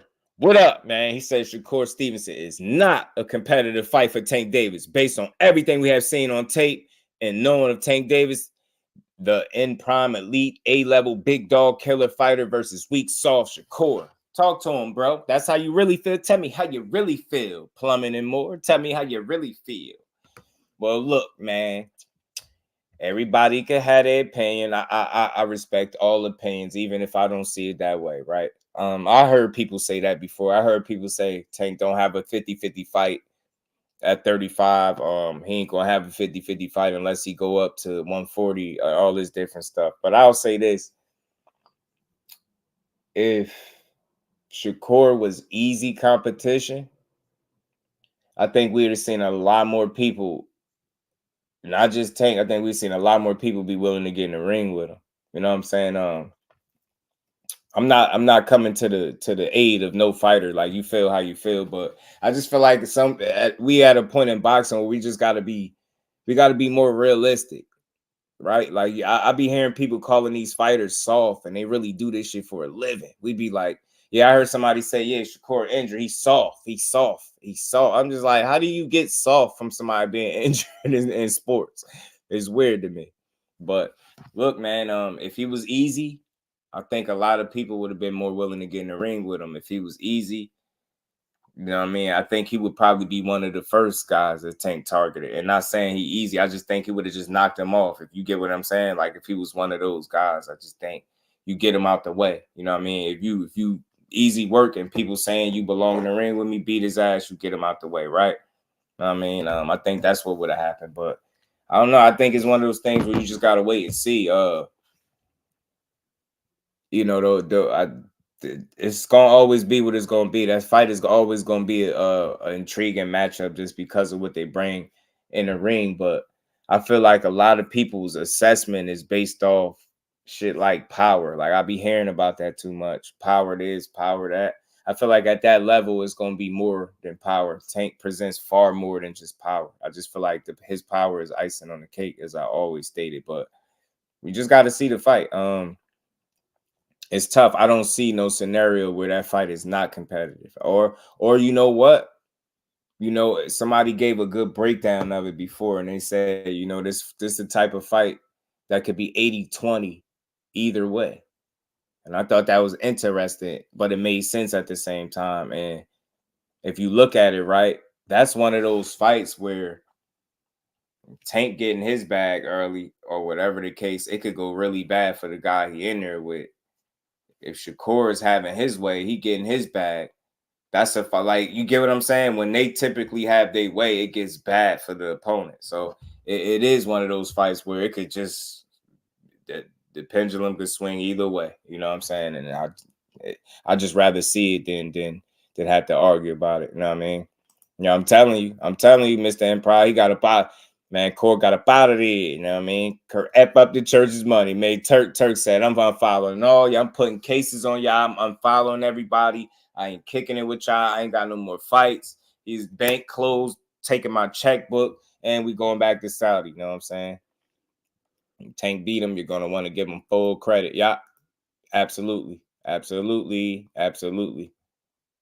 He said just got robbed again. That's not read about this time. Damn, man. They get my boy Rude out there, man. You know, it's not so simple to make them fights. Exactly, though. Exactly. So think about it. If, you know, because that fight would be that's a more higher level fight. Yeah, it's not gonna be easy to make the fight. But what I'm saying is with Shakur, you seen if he was such easy work, he wouldn't have got to 35 and have to sift through opponents, you know what I mean, just to get smoked. You know, a lot of people criticize him fighting Artem. Artem said, yeah, when a lot of people had an opportunity, was saying no.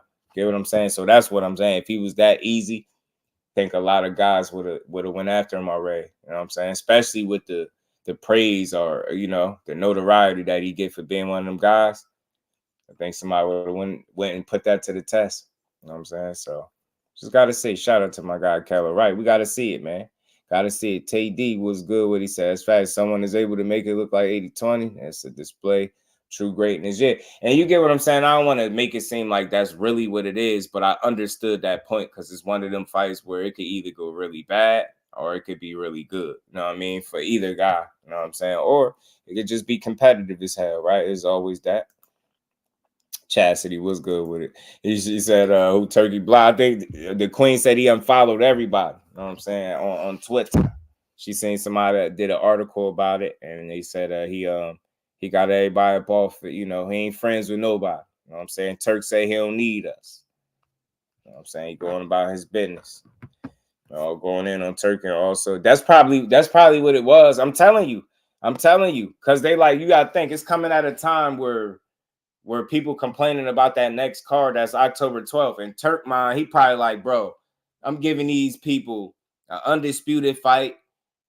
You know what I mean? I'm giving them Shakur Stevenson, you know what I mean, at $15, and they complaining.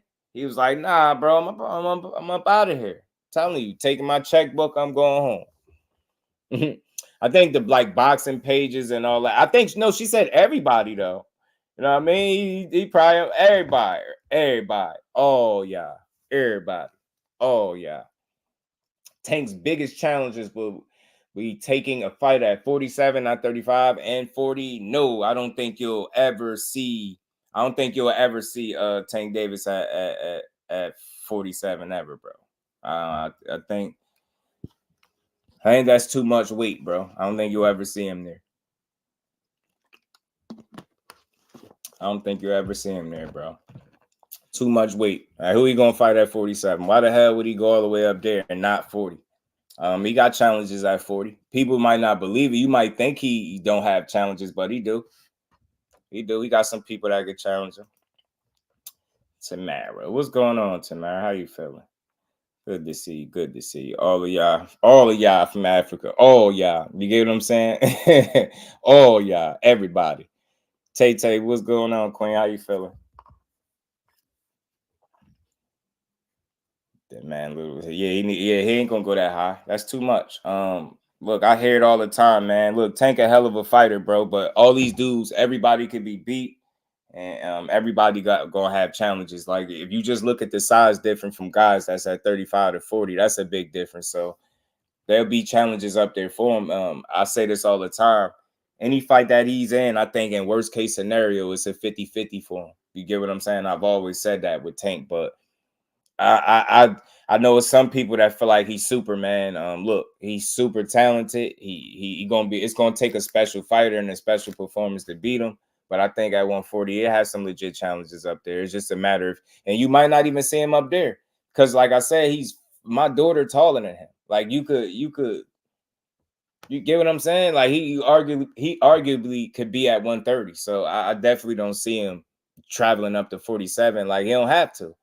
It ain't no need. Like usually guys are being in a position where they'll be willing to go up that high for some money or something like that. It'll have to be like a one-off, a money fight, maybe some type of catch weight one-off, the legacy situation, if that, but I don't see him going shit. We might not even see him at 140 again. We wouldn't even we probably wouldn't even see him there. Shout out to Tay. You chilling. That's what I like to hear, man. All good. R Stokes was good, fam. Over here, I'm a lot more peaceful over here. Just ask the people, man. I don't even like the debate like that. I'd rather just hear people out. You know what I mean? I'm old now, so I just hear people out. I hate to argue. He's like, I'm 5 feet. He's 5'5.5". Like I said, I think my daughter a little taller than Tank. Not by much or nothing, but I just putting that in perspective. Like, he's not a big guy. And then the fact that he's staying disciplined and keeping his weight and stuff under control, he can arguably, people feel like he could be at 130 if he really wanted to. So I think 135 is his sweet spot. I think that, as long as he there, he can reign. I feel like, he going to be people's biggest opportunity every time. So they got the incentive to fight him is always going to be there because of the opportunity that come with it. So that the only way I could see him moving from where he at, it has to be a real good reason. Like, it got to be a really good reason. It's not going to be,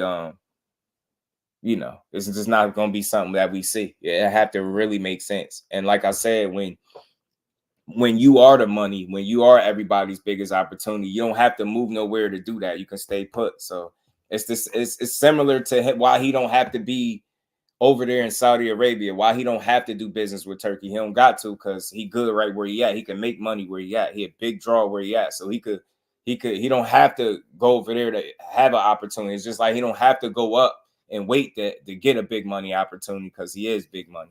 You get what I'm saying? Unless it's something crazy. You know what I'm saying? Can you drink water? That was fun. Appreciate you stopping by, man. I hope you're doing well over there. Yeah, the can you drink water is always going to be funny, bro. You stay blessed as well, Queen. Good to see you. What y'all think about Tio? What y'all think about Tio and Ryan fighting, man? Let's roll a clip, man. You know what would be good? Myself versus Teofimo at 145.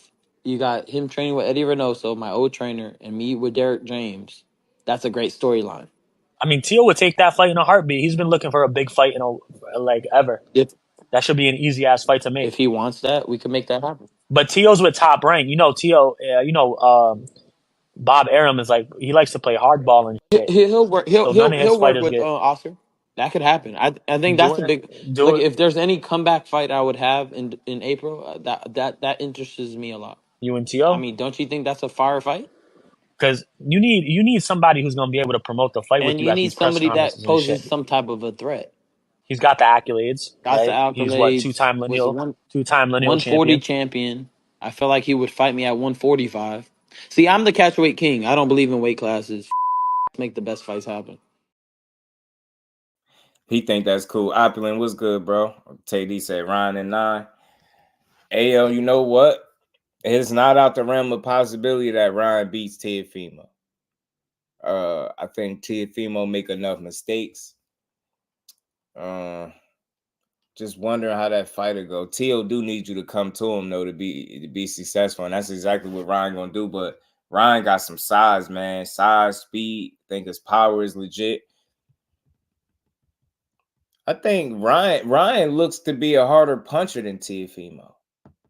Ryan look like he punched a little harder than Tio, man. I don't know. He like he punched a little bit harder than Tio. Shit, Tio got a real coach. He with Reynoso, bro. He been over there with Reynoso. Reynoso and King Nello putting that work in. Told you he like 160. Boy, 156. That boy heavy. That boy heavy, man. Tim Stoudemire, what's good, my guy? He said, so glad that Cordina fight cancer was recorded. Speedy recovery. Yeah, man. My guy got to recover. I'm not necessarily glad, but I ain't tripping. You know what I mean? Because for me, anytime I got an opportunity to see my guy put on, I'm always cool with it. I go a little bit more than surface level when it came to Cordina. Like, I realized he was weight drained, compromised. He shouldn't have been at 130 in his last fight. Seeing the shots that he took at the end of the bell, never recovered from. That's why he got stopped. He's not a bad fighter, but again, for me, it's like I'm torn on it, because part of me wanted to see how this experiment would have been, because this is nothing more than an experiment. $15 pay-per-view, like I said, being a damn near undercard when you got an undisputed fight free. It's an experiment. Part of me wanted to see how it would have worked out, if it would have just completely went to shit, or if it would have been successful, right? Then the other half, with it being so many unknowns, that's why I'm cool with it not happening, because it's almost a situation where so many people feel like it was just deemed to fail because of the setup, right? It was very different than what we used to. But like I said, shit, I can't say that I paid $15 for a pay-per-view fight before, so there's that. So now that he's not on there, I don't see one reason why I would remain on pay-per-view. And Kello got a point, man. He put the whole shit on ESPN Plus and just rock out. Victorville Rose, the greatest defense since Archie Moore. So what y'all think, man? Y'all think that's a good fight? I think it's a good fight. I think Ryan got a real good shot, and he called himself the catchweight king. You say you got TIL gets stopped, eyes closed. Let's see Ryan TIL mix it up. Yeah, they talking about he said 145. Listen, I'll pay for that. That's worth some money. TIL and Ryan in the catchweight, I'll pay for it. Why not? But I'll tell you what I don't get is why they keep suggesting catchweights. Dude, big as hell. You just, I roll a clip. That man said he was about 180 a minute ago. He just was in an interview when he was talking to Ryo, calling Ryo out. He said he about 175, 180. Why you need to fight at 145? Why don't you just fight at 47? You don't believe in weight classes. You sound goofy. Get your ass at a weight class and fight, bro. Man, I got what he said. Ryan's sleeping TIL by 6 to 8. He might. Yeah, man. Y'all make sure y'all smash the like button for me if y'all didn't, man. If y'all did not. I would like it. Like I said, man, he said I ain't paying. Miss me with the catchweight. Nah, not the catchweight fight though, Thrill. A 47 fight though. Welterweight, because the truth be told, both of them big ass dudes need to take their ass to welterweight. They already flirting with the idea of doing it. They might as well be each other's first fight at welterweight. Welcome each other to the division. Damn it. None doesn't believe in keeping himself in shape in between fights. He said later for that Spartan lifestyle. That's what it is. And I think allowing him to just facilitate all his fights at catchweights, I think just kind of gives him an opportunity to be undisciplined. And that make him make a weight, an official weight, and stick with it. That's it. That's all. If he don't make the weight, then he shouldn't be there. He shouldn't even be fighting. Nobody can keep playing with you. Teofimo is at 1 foot. Well, shit, I don't know where Tio at right now. Ryan beats TIL. I'm telling you, man, I got a weird feeling about that fight. 145. You get what I'm saying? 145. It's technically welterweight, but I don't want to see no catchweight though. You know what I mean? It's technically still welterweight, but at that point, you might as well make the 2 more pounds. You get what I'm saying, Kello? Like, what's the point of that? That's stupid. Just make the full 147, or be under whatever you know what I mean. That when you think about it, it is, but still. The fact that he throwing out catchweights, you know what I'm saying? Hell no. Make it be 147. You know what I'm saying? Make him have to make that weight, man. I want to see some discipline from Ryan Garcia. Thrill Hill said, yes, sir. He said, yeah, man, they make a weight or we don't pay. Make that shit free. We ain't watching boxing and watch Ryan Garcia play with it like that. It was bad enough when Canelo was making his own weight class of 155. We don't want to see that shit. He said Boots can make 145. He don't want nothing to do with that smoke. He said him and Boots could run it too, but I think he just be talking, man. This dude, he talking cut got lips, man. Catchweight King just sounds like he's going to consistently pull up smaller fighters. Yeah, it sounds like that, and it sounds like he's trying to get out of the responsibility of having to make a destinated weight. You know what I mean? And I don't like that. Because it sounds like you're trying to cut corners. You get what I'm saying? It sounds like you're trying to cut corners. I can see if you fighting guys that are way bigger than you or something, and you talking about a catch weight. I could understand that, but you and Tio, Supposed to be at 140. You fought a 40-pounder the last time you fought. T.O. was at 40. Won't y'all agree to make 147? A welterweight fight out of there. Got T.O. He punched more than Haney. He can keep Ryan ass off him. Yeah, I mean, I wonder how the fight will play out with Ryan coming forward and T.O. obliging him, because you know he likes when you come forward. That's when he look his best. It's when he got to be on the front foot is when he look bad. I think Ryan will go get him. Pugilist, man, what's good? He said the rest of 2024 starting to look weak. Yeah, I know, man. Ever since the best fighter in the world got injured, man, it's a sad day, man. It's a sad day, man. It's a sad day, bro. Sad day, man. Sad day, man. Big homie core out. You know what I'm saying? I don't know what y'all gonna do. $15 pay-per-view king. You know what I'm saying? $15 pay-per-view king ain't even get to do his thing. You know what I'm saying? Yeah, I know it's a sad day, man. But, you know, Champ gonna be good. You know what I'm saying? Y'all ain't got to watch Cordina now. Him fight Cordina. You know what I'm saying? People ain't got to be mad. Big homie Core could just sit up there and heal up. Everything is good in the world. You know what I'm saying? Tank Davis, I'm hearing that his date could be December for him. You know, yeah, shit looking weak. You know what I mean? It should been looking real weak since big homie Core got hurt. Shit been on ice, man. Boxing been kind of dry, man. Champ out here hurt, man. Dang. I don't know what y'all gonna do, man. Superstar was coming back October the 12th, man. You know, I don't know what happened, bro. It's crazy. It's nasty work out here in boxing. You know what I mean? Loma saying no to top talent. Everybody else getting blamed while he get to kind of sit in the cut and not be in the mood. Yeah, man, I owe Loma a fair one, man. I'm dead up, man. I owe Loma a fair one. He get to sit in the cut and not be in the mood while we get to argue about Core and Tank, be mad. Now big homie Core hurt. So boxing just that quick, it dried up, man. You know what I'm saying? Lit the Lit the internet up on fire, y'all. Lit the internet up on fire with the sparring. He was working out with Bud. He had all y'all in the mood. I seen all y'all. Y'all was loving that Bud clip. I know y'all was. Know y'all was loving it. You know what I'm saying? Y'all was loving the clip. Hold on, I still got it. Let me get it. Let me cue the clip. Boom. Cue the clip on. Get him, Core. Get him, big homie Core. See the clip in the back, y'all.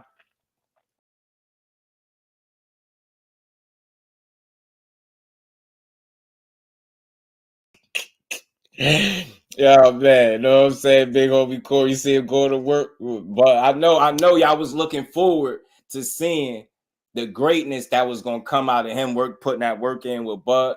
Bud had him look like they was cutting the ring off a little bit, you know, refusing to clinch, working in the inside. I seen him doing some good stuff here. I know boxing dead, bro. It's crazy. You know what I'm saying? No, big homie Corey ain't fighting. I mean, my guy Tank Bank Davis might be fighting in December. Who knows? They're out here playing, bro. They're out here playing, man. You know, I had to make fun of the $15 pay-per-view king, man. You know what I mean? Verse Havoc, what's good with it? Big Rolly coming back Saturday. You know it. Cash, what's good with it, bro? How you feeling? You know what I'm saying? Calo Rod, what it do, my guy? How you feeling? He said no more fake madness. Yeah, they ain't got to be fake mad no more. Shakur Bright Light Stevenson. You know it. Know what I'm saying? He's about to go show y'all how to turn a $15 pay-per-view into like being a mega star. Yeah, that's why y'all all wiping y'all foreheads in relief. They're like, whew, y'all wasn't ready for that Shakur Stevenson era to start. Know what I'm saying? That they like, it ain't gonna work. It ain't gonna work. Hope it don't work. Hope it don't work. They said just because he made it $15 don't mean it's gonna work. It ain't gonna work. It ain't gonna work. Hope it don't work. Hope it don't work. He got injured. They said yes. See, told y'all, man. Told y'all. I heard somebody say his injury was karma. I'm like, karma for what? Like what? Yo, man, it's a damn injury, bro. It happens, man. Shout out to Core, man. Heal up, get back to it. Do everything in your power to make sure they get paid in the ring with you February after you healed up, and kick his ass, man. Take all the frustration out on him. Take the fact that you missed the opportunity to make your first pay-per-view appearance, whether people liked it or not. That was an opportunity for you. From what I heard, you was standing to make some really good money from that fight. Take all that shit out on Zepeda. You would have never had to deal with none of this. That dude would have fought you a while ago like he was supposed to. You know what I'm saying? Simple and plain. Simple and plain. Shout out to my baby girl, the queen, Miss Jusdu was in the building. How you feeling? He said, take a break, Corey. Can't carry the sport all by yourself. Yeah, you need a break, man. You know what I mean? Might be a blessing in disguise where you can sit back, reflect, maybe go back at things a different way and just get better. You know what I'm saying? It's a learning experience for him. You know what I mean? And like I said, it's better to get hurt yourself in sparring as opposed to, you know, you getting hurt in the actual fight or the middle of the fight, and next thing you know, you know, now you got something totally different to deal with. You get what I'm saying? Shakur can fight Zepeda more time for his comeback fight now. Yeah, it's looking like Eddie Hearn said February, and it was looking like they plans is to get Zepeda in the ring. Now you already know how it goes sometimes when they put the cart before the horse, right? When they count their chickens before they hatch, you know. He better handle business against Tavern Farmer, but I think he will, though. I think he will handle business against Tavern. I do. Karma for Duck. Yeah, Laura Haynos will force him to go to 140, bro. I'm telling you, hey, Aunt McQueen, you know what it is, bro. You know it. You know how they coming, bro. You know it. You know what I mean? You know they like big homie Core, man. You should have, you know what I mean? You know what I mean? Big homie Core should have took yourself to 140, bro. We already ready to go to 40, bro. You know what I'm saying? You should that should have been your energy. You should have been ready to go to 40, bro. Yeah, but they said his injury was karma. I was like, damn, y'all petty as hell. How y'all be watching boxing? Damn, man, can't get hurt. It got to be because of something else, because of another fighter. You know that's what it was, though. And they like, yeah, man. Remember he jumped in the ring with Haney. Remember that? Yeah, man. Remember he was saying he wanted to fight Haney. Now look at you. Now look, you're on the sideline. Now you can't fight nobody. Now you can't. That's how them haters be. Now you can't fight nobody. Now look at you. Look at you on the sideline. Can't fight nobody. All of them need to go to 40, bro. I think eventually that's gonna be the stopping point. That's gonna be that's the next move, obviously, after 35 for Corey. I could see him easily at 40. I think he can be realistically at 35 for a bit more before he gotta move, right? I don't think he gotta go nowhere yet.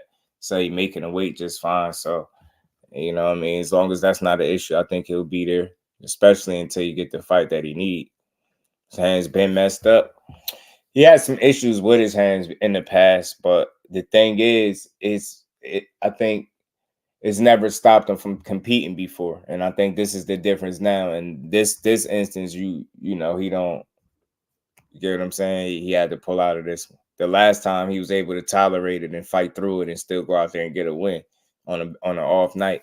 This time around, yeah, he required immediate surgery, so I know it had to be something serious. You know what I'm saying? For him to have to, you know, completely pull out. Because I know if it was any way he could have made it in this fight and got the win, he would have did it. So, I mean, Floyd has some issues with his hands. There's a lot of fighters though, but you know, one of the more popular or the most popular fighter, obviously, with hand issues was Floyd. So I don't know. Maybe it could be a number of different things. Don't get me to guessing. I wouldn't know. Shit, I would like to ask him what he think. Should have took that 25%. It was more than what he made in his last 4 fights. Somebody Ant got it on point, bro. You know that's how they was coming with it. Wanted some of these fans really want these fights. Yeah and no. Some people do, some people don't, bro. You can tell the ones that really do as opposed to the ones that don't, based on the talking points and the arguments that they make, right? If you sitting up here talking about how he not ready, how a 3-division champion is not ready to face another champion, you sound crazy, right? That's what people be doing. Some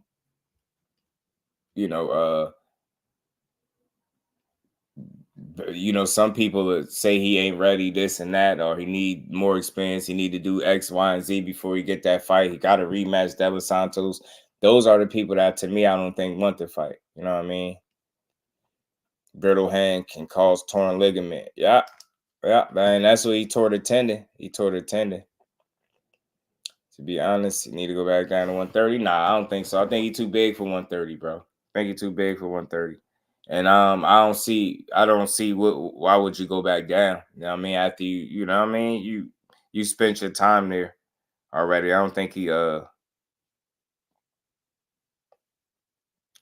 need to go back there. I think that's over and done with.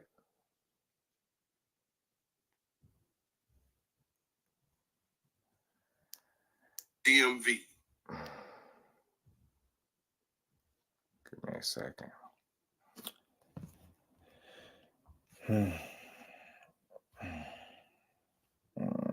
Yeah, I gotta stop talking about yeah, listen. I'm gonna say this again, man. Straight out of the straight from the mouth of Andre Ward, man. It's more than one way to show dog, man. It's more than one way to show dog. Everybody don't show dog this in the same facet. Everybody don't show greatness in the same package. There's more than one way to show greatness. There's more than one way to show dog. All that 130 talk is nonsense. Y'all act like y'all wasn't here when he missed weight and for his last fight at 130 with Conceição. Why the hell would he go back down? I don't think he would have ever had to leave out of there if he was in a position where he could have kept making the weight. Just think about it. Shit, he was a unified champion. You would have had 130 sewn up, and I don't give a damn what nobody said. It was nobody at 130 that was gonna beat him. It ain't nobody at 130 that'll beat him now, in my opinion. So I don't know. I think that 130 stuff is done. I think he got to make peace for where he at. Like, you ain't seeing, it ain't like, you know, he don't look like he's somewhere where he can't compete or don't belong. I can say if he looked like he was, you know, out of his element at 135, that's not the case.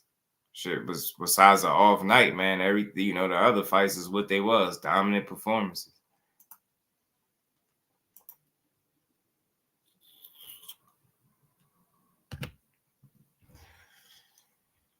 Give me a quick second, y'all. Crush was good with it, bro. Dehydrated as hell in his last fight. Yeah. Had no more water to piss out. Said he was urinating orange. I was like, yeah. Nah, I got you, Kurt. Yeah, he did. But I think now it's just about completely acclimating to the division that you in, Kurt, and just being great there. Now you got to be able to put in that same work there to really solidify just how great or how good you are. You get what I'm saying? That's what I think. You know what I'm saying? You got to make peace. You there now. You a champion. Like, you can't. Ain't no going back, right? Like, ain't no going back for him. So it's only up from here. Just keep getting better. Keep learning. Keep, you know what I mean? Settle into just look at it this way, right? Terrence Crawford. I'm not saying he Terrence Crawford, but I'm just using it as an example. Terrence Crawford moved to 147, right? He had a couple fights there, and he was like, y'all should have never let me grow into the weight class. Remember he said that? Maybe that could be the case. Some people feel like he's big already. He should be at 140. I don't think that's the case.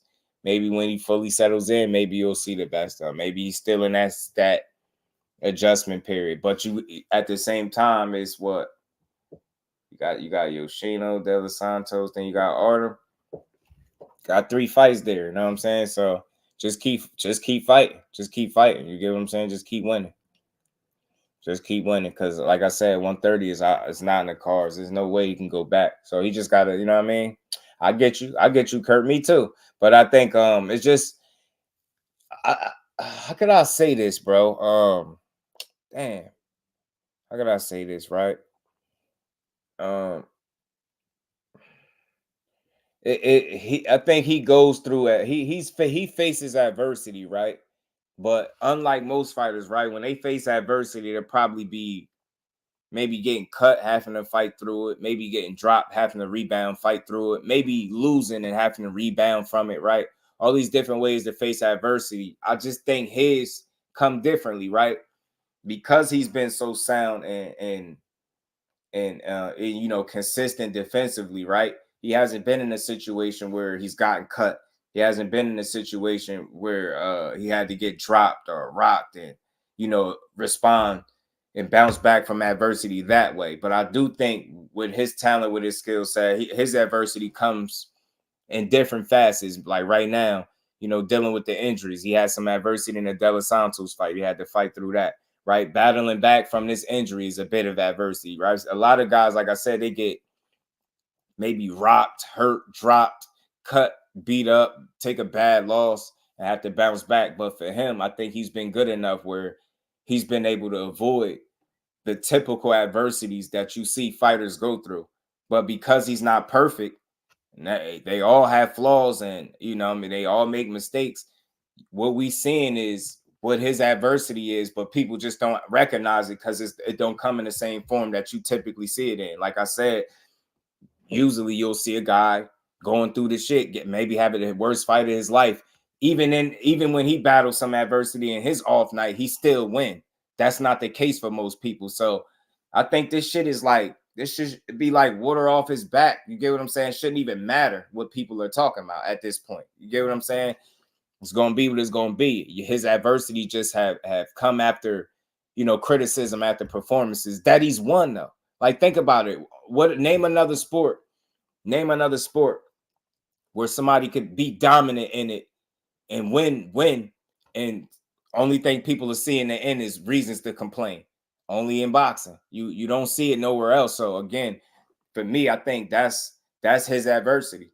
You know what I mean? Until he faces a different level of adversity, this is what's in the cards for him. You got to deal with the hecklers, the naysayers, the people that's chattering in the back, haters, if you will, right? People that's overly critical.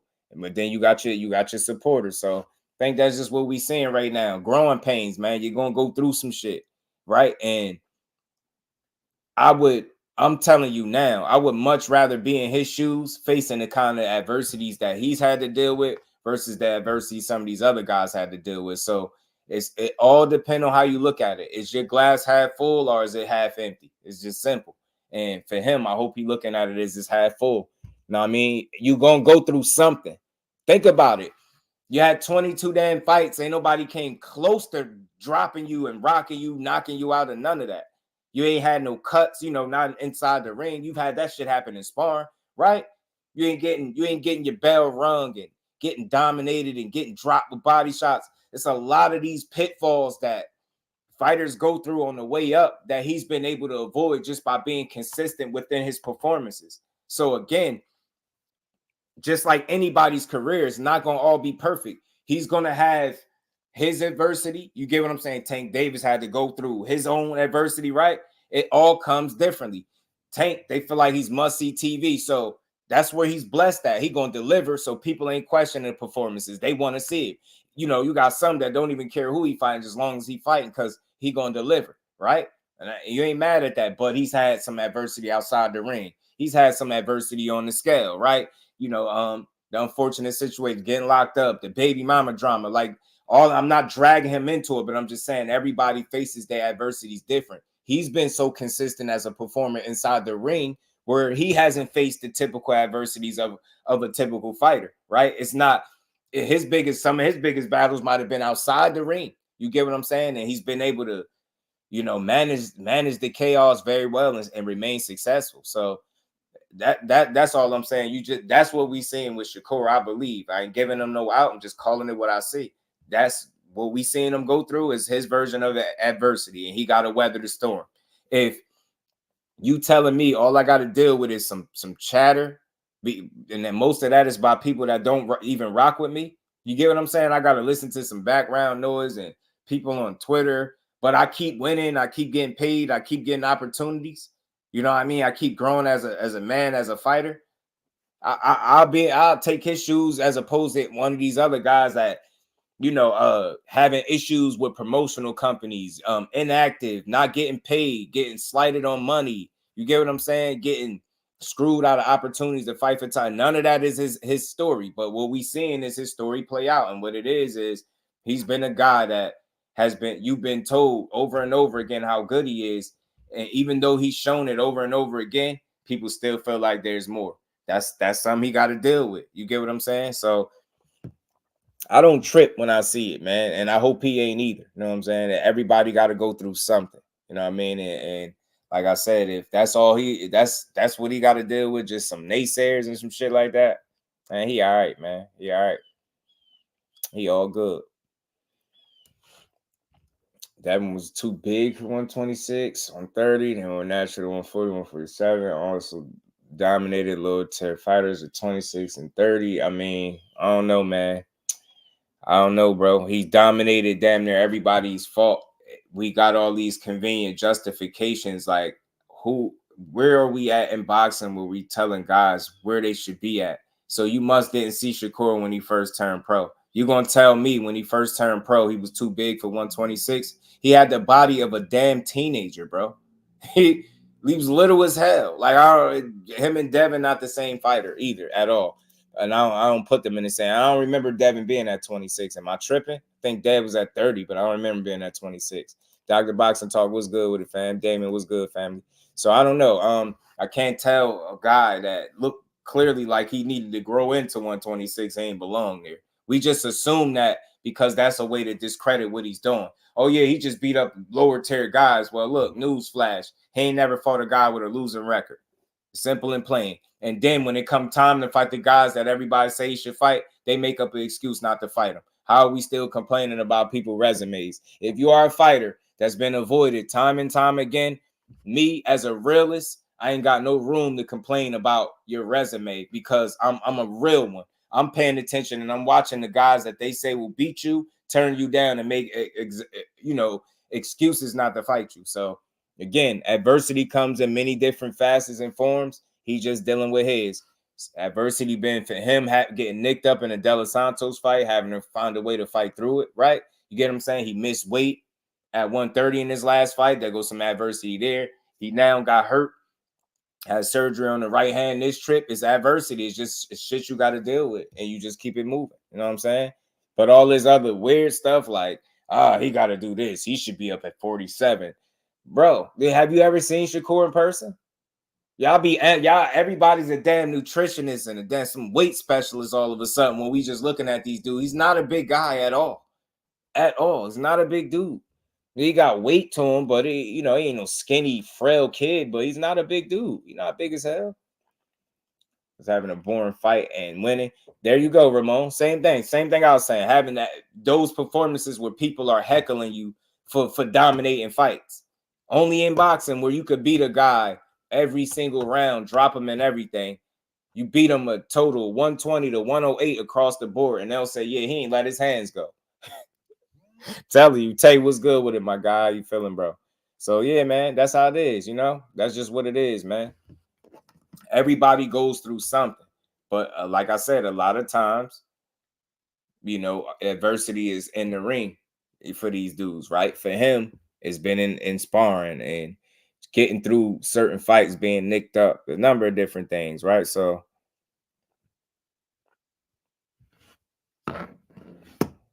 all of the same, but I know about contracts, how much fighters get paid also, right? That's why I say, man, I just stay in my respective lanes. And look, I get it. Y'all be feeling like these guys could fight at heavier weight classes, but it's a reason why these guys move up the way they do. You know what I'm saying? Andrew Gray, what it do, my guy? Yeah, 5'8" ain't that big now. And he like 5'7" at that. Core like 5'7". You know what I mean? For what it's worth. He's just not a big guy at all. You see a lot of these fighters in person, y'all be amazed. These dudes don't be big as hell. They be in shape and all that, but they just not overly. They're not NBA players at all. And I know big, tall, some of them guys are, but them dudes be small. They just can fight their asses off. But I think he good where he at. I think the way he making a weight says it all. Shout out to Andrew Gray. I think the way he making a weight says it. So until that becomes a struggle, why are we already forcing a guy to move up even more? Why? He ain't shown no reason to have to move from where he at. But 130, he clearly spent one fight too many there, right? And he paid for it. 126, I believe he moved out at the right time. If you see when he first came, he was like, he had a frail frame. He was a teenage body. You know what I'm saying? He had to grow into it.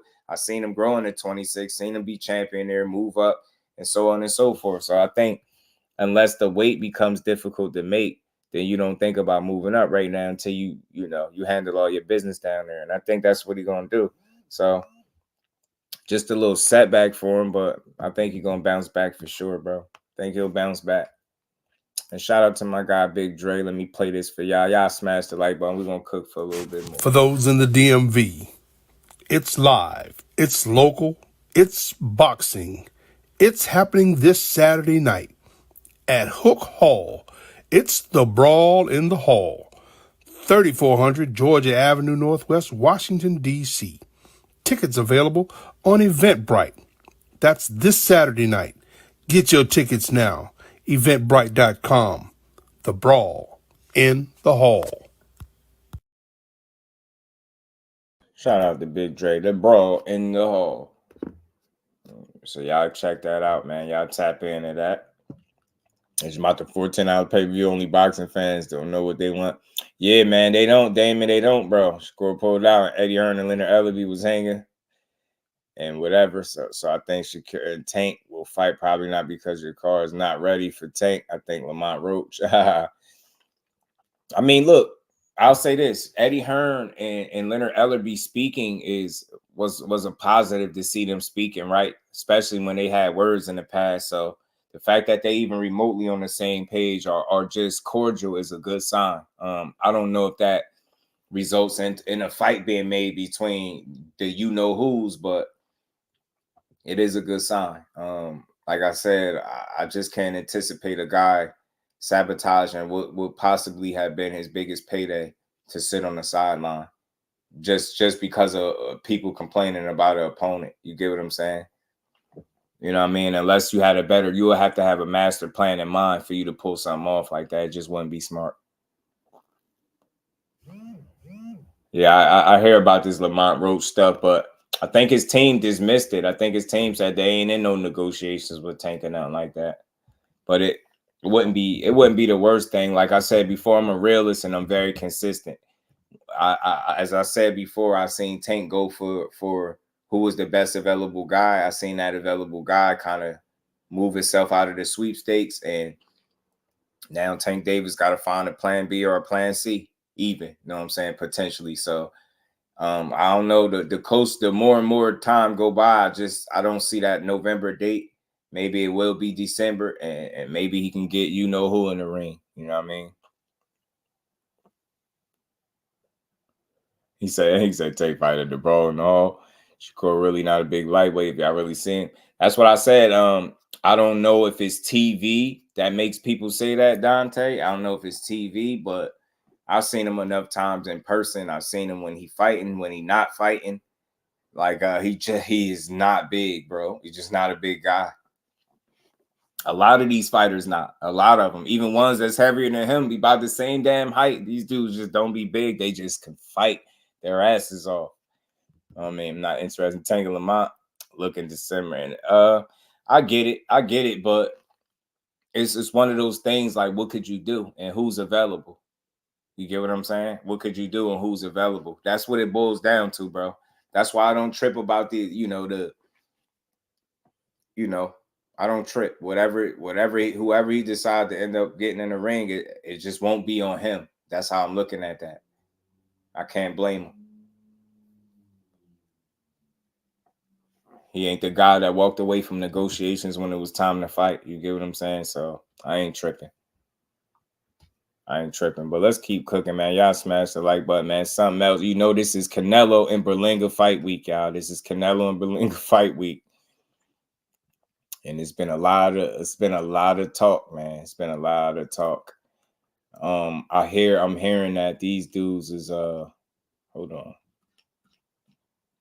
Corby will be looking kind of big on TV. Probably, it's probably TV, Damon, because like for example, right? Who's a guy that I've seen in person that just on TV, he definitely looks bigger. All right, Khalil Ko. I seen Khalil Ko. Khalil Ko fought on the Boots card, right? He fought on the Boots card. I believe he's a light heavyweight.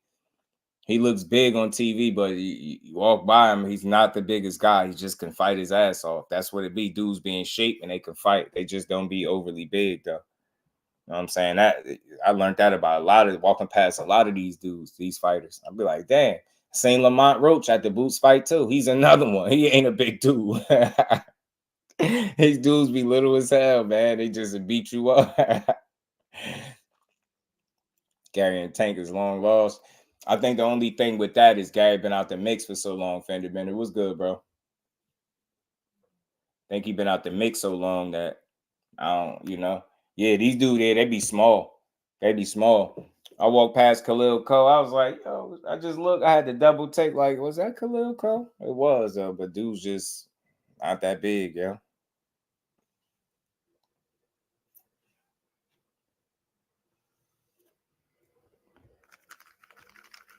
Shit, my cousin used to box, and he was like 5'2". Yeah, I think Tank small. My cousin 5'2", bro. Daughter definitely taller than him. It's crazy. But these boxing guys don't be good. But let's talk about this, man. This fight is coming up. Again, people been trashing it, dissing it. Look, long as Berlanga go out there to try to win, I ain't tripping off it. But something I found to be interesting that I hear that potentially the reported purses is a difference of 30 million to 700K. Man, I don't I listen, I ain't one for breaking down no numbers, but damn, that's a huge disparity. You would think that fighting Canelo would get you more than that. And I know what people gonna say. They're gonna say the pay-per-view this and the pay-per-view that. You gotta think people feel like this ain't gonna do that good. They feel like the tickets ain't gonna do that well. And it's a $90 price point. That's a $100 pay-per-view you gotta kick out for this weekend to see this mismatch, is what most people think. And this man getting 700K is crazy. Like, damn, he couldn't get 2.5, something like that. Like, golly, man, you got to go in there. Yeah, Berlanga, you better come in there and fight like your life depend on it, bro. You better fight for every penny of that money, bro. You better fight for every penny of that money. Every penny. And it's not going to be easy, man. It's not going to be easy. So I hope he understand. I hope he know he got his work cut out for him. He said he wanted this. He said he ready.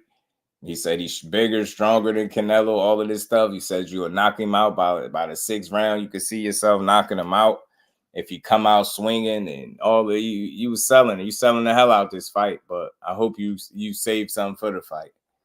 And here we got Brian Norman returning at 1.7. I know. But it goes to show you it's crazy, right? How that works. Like, you would think fighting somebody of this caliber would at least you will crack the mil mark, right? Like, a set amount, but shit, this ain't good enough for no Canelo bag. I ain't gonna lie. Cat made way more money fighting someone else. He did. Yeah, I must have missed it. Shout out to Sheldon. What's good with it? I hear it's in December. The Tank fight. Yeah, I'm gonna talk about that real briefly too. Yeah, I didn't catch it. I didn't catch that. Well, I guess there's the proof right there. So I respect him even more now, though. If this is the actual numbers, I mean, Canelo getting somewhere around 30 plus, but if Berlanga's getting 700K, look, I ain't in nobody's pocket. I don't care, but that's just crazy when you hear it. Like, you would have thought he was getting more money than that. That's all. You would have thought it would have been something different. And I'm guessing the fact that he's not a champion, never been, he ain't faced no champions. Maybe they could, pull this kind of move. Canelo getting 30 on the front and 30 on the back. He might be getting more on the back. Who knows, man? Remember, Canelo did say, I take 80% of everything. Remember? Remember, Canelo said it. He said, I get 80% of everything. He said, if you get a soda, you get a soda, he getting in on that. You get a bear gets sold, he getting in. Canelo say he getting 80% out here, bro. And when you look at this disparity, I guess he was telling the truth. Bro, they giving Canelo that 80, man. Do you think Benavidez would have fought for 700K? I think he would have been in position to get more, Sean. But do I think he would have fought for it? Yeah, I do. I think he wanted that opportunity that bad. I think David would have got in there. You know what I mean? I think he getting 5. Dre was good with it. It better not be 700K that they're reporting. I got another post somewhere in my phone. I don't think I uploaded it in here where they was talking about the 700K and the 30 million again too. So again, I don't know if this is 100% accurate, but I will hope not. So Spence in person at Charles versus Castano. Was surprised Spence looked smaller than expected. I'm telling you, pugilists, dudes don't be big as hell. I'm telling you, it be TV, bro. It's TV. It's something with TV that just make people look bigger than they really are. They not big. Another guy that's not big, Terrence Crawford. He just to whoop your ass. Bud ain't no big ass dude. He just to beat you up. It just beat you up, though. Don't get crazy. Hey, y'all here wrestling. Yeah, he damn sure didn't price himself out. But yeah, Sheldon, I think Benavidez would have fought for it because if that's what he could have got, even though I think he would have deserved more because he actually was in position to fight him, he didn't get picked. He would have deserved it. He was champion twice.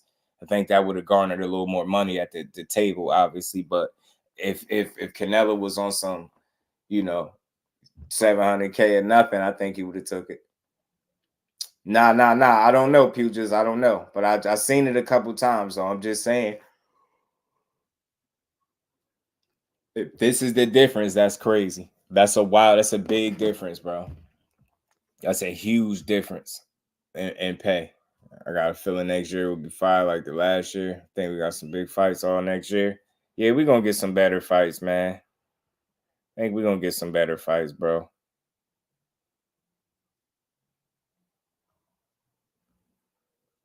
We're going to get some better fights. Take Tank this year. Shakur Plum stupid to take Tank this year. Now I don't think it was I don't even think it was an option. I don't even know what Yildirim got. Probably was less. Who knows? Not enough ring to run for Shakur. I don't think you need to run, man. I don't think running from Tank is the way to beat him, obviously. You know what I'm saying? I don't think, if you just in there to survive against him, I don't see a victory for anybody. You gotta come with a game plan to beat him, So like I always say, man, I know people got this, they stuck on this running narrative, but I just have a hard time accepting that as truth because I've seen all the fights and the ones where they said he ran, I just never seen it. I mean, I know they try to say De Los Santos, but even that, it's tough. Did he move a lot in that fight? But yeah, as a compromised fighter, you could expect that. But in any of these other fights, nah, there ain't no running for him. Like, you get what I'm saying? It's tough. I really want Berlanga to come up. Yeah, man, if he getting paid like that, that's tough.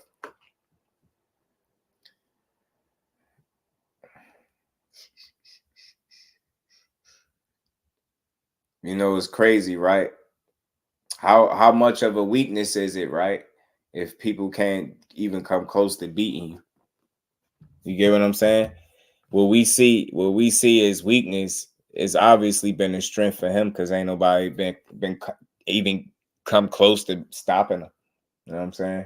So it's tough. It's tough, man. I think that running stuff is a bad narrative, though. Like I said, if I had to ask you what fights did he run, it wouldn't really be able to name none because that's not what he do. And I watched the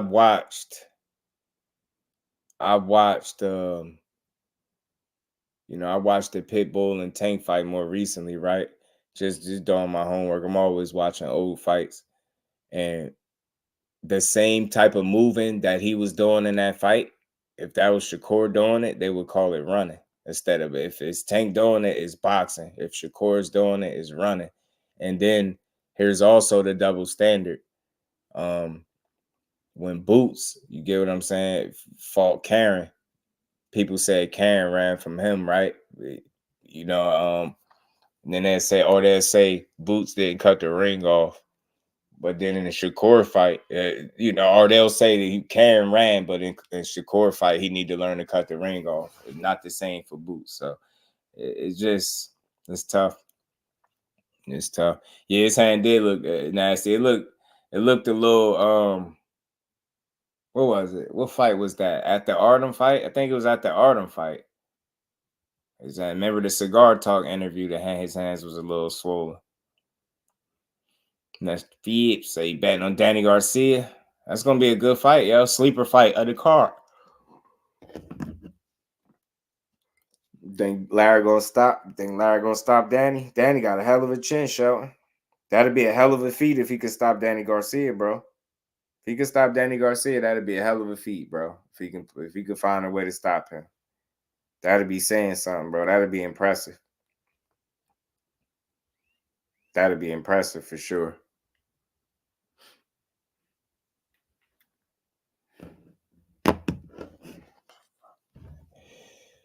Oh my goodness.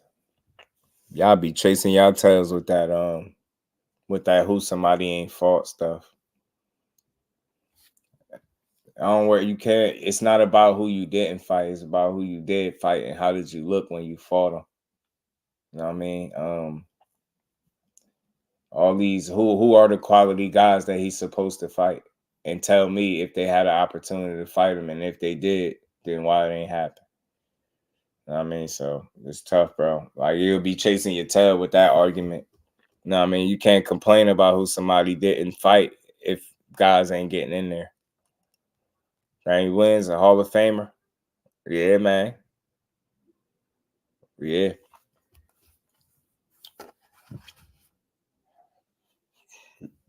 That's what you. I mean, look, man, Fender Bender, I feel you, bro. I never try to change your mind, but I just didn't see it that way. De Los Santos landed a championship fight low amount of punches. I mean, shit, did he get in his head? Because was Santos fighting like him? He still won. Think about it. The criticism is only aimed towards the fighter that won. That's not real. If you only got criticism for that fight and it's only for one fighter, it's like null and void to me. Because you got to tell me, what did the other guy do that's so good? You get what I'm saying? What are you giving? You giving the basic, giving the loser credit for losing. You know what I'm saying? The guy with all his power that people be talking about, he ain't do shit with it. He just stood there and took a loss. Tank is the only boxer everyone the only boxer everyone got along. Oh, got a like. Yeah. Is it me or all the Fight Saturday showcase? Nah, Lara and Danny is a competitive scrap. You know, my boy Cool Boy back. Carlos Castro's a good fighter. And then you got Trevor McCumbee. He got a good record, but I think he's gonna get beat up. I think Caleb gonna school him. Caleb gonna beat that boy up something good. Come through Danny's resume today, impressive to say the least. Right, absolutely. None for each other, so you can't use that. That's why I keep saying, Dante, they be chasing their tail with that, yo. Like I hate to even deep dive. That's why I be letting it kind of just whatever. You know what I'm saying? Because then it's like it almost sounds like you discrediting somebody, but you just point out the facts. They still got to fight. They have yet to fight each other. Anybody that's on each other's level. You know what I'm saying? Straight like that. Lord got that 50 caliber snapshot. Might be stopping, but continues beat in my belief. Shout out to Fender, man. That's the only fight since you could fight scared. I don't think that's fighting scared though. You know what I'm saying? What we call scared, like you getting in the ring. Legacy was good with it, my guy. You getting in the ring, compromise. Like you gotta think, like getting in the ring scared to be scared. Like it just don't make sense. Don't make sense. Most people wouldn't even got in the ring. That's why we gotta, I don't know, man. Like I just because a guy is moving a lot because he compromised makes him scared. And then it's like you've never seen another fight where that's the case. You've never seen him look like that in any other fight. But the only thing we could come up with is because De Los Santos had power and he was scared. Power, mind you, power that didn't land. He didn't land no damn power for her to be scared, man. That's tough. Y'all some tough critics, man. Tough critics, but man, hopefully this weekend, man, we get a good card, man. Like I said, I'm glad to see Cool Boy back. Caleb Plant is definitely somebody I rock with. I'm rooting for Edgar because he displayed all the energy that would make me root for a guy in a fight like this, right? I just hope he display that same energy when he get in the ring, because if not, he gonna have a tough out. It's gonna be tough. It's gonna be a long or a short night for him, depending on how he played. You know what I mean? Ends up on the canvas. Yeah, he got to stay confident. He got to go in confident and remain confident. I got planned doing homie like Tyson did the other Trevor. Remember what happened to Trevor Burbick? Yeah, man. Tyson, my guy, always been. We're gonna see, man. I think Caleb Plant gonna beat McCumbee up though. He been doing a lot of talking. Caleb Plant look like he tired of Trevor. Thought I had a clip from Caleb Plant here, but I guess not. I guess I didn't. Canelo said he's coming to. What do you think about Berlanga's chin?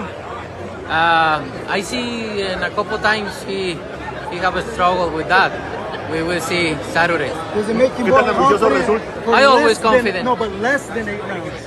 Huh? I always confident, but yes. Do you think it happens before 8 rounds? Could be. Yeah? Why not? Why not? I seen him struggle with that. That's before Canelo was funny. He said I grew up boxing. Shout out to my guy Fender, man. They say that used to say Floyd was running because they couldn't hit him. I don't listen to that stuff. Yeah, I get that you got, but I've even deep dive, bro. Like because of people push that narrative, they made me go back and watch fights, and I just don't see it. I told you they was trying to say Nakatila.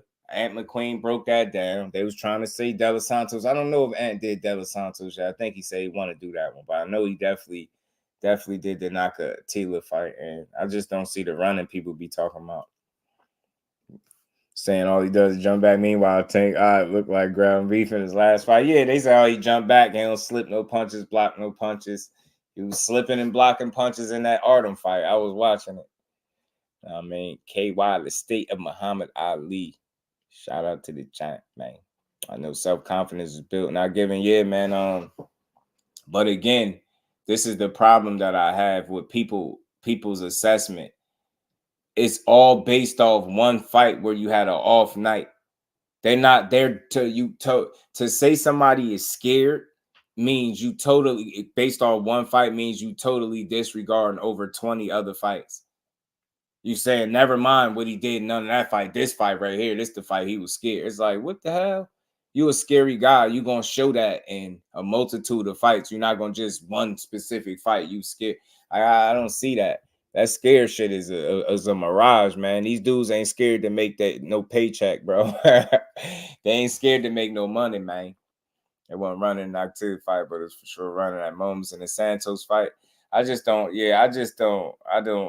I really, because it's like I don't hear enough about what Santos did.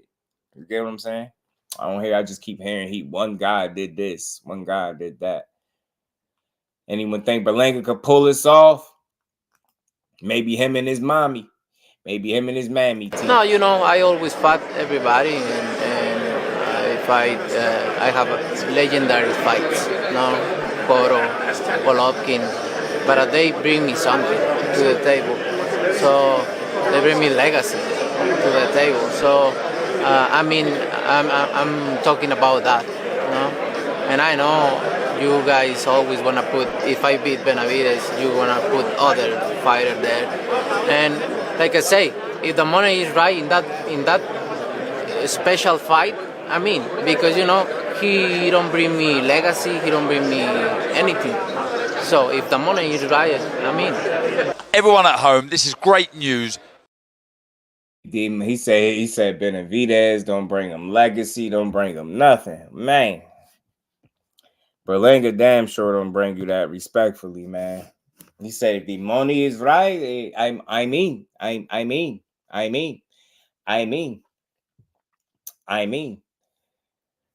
Oh man, I'll probably go there next year. Oh yeah, talking about that. Yeah, man. I don't know, man. Berlanga got a tough fight for him Saturday, man. He better be ready. Better be ready. So you pick with Pac-Man and make him show me special seawater amongst other stuff. You a fool, bro. You a fool, man. You a fool. Speaking of Pac-Man, Pac-Man was sparring with the streamer I Show Speed.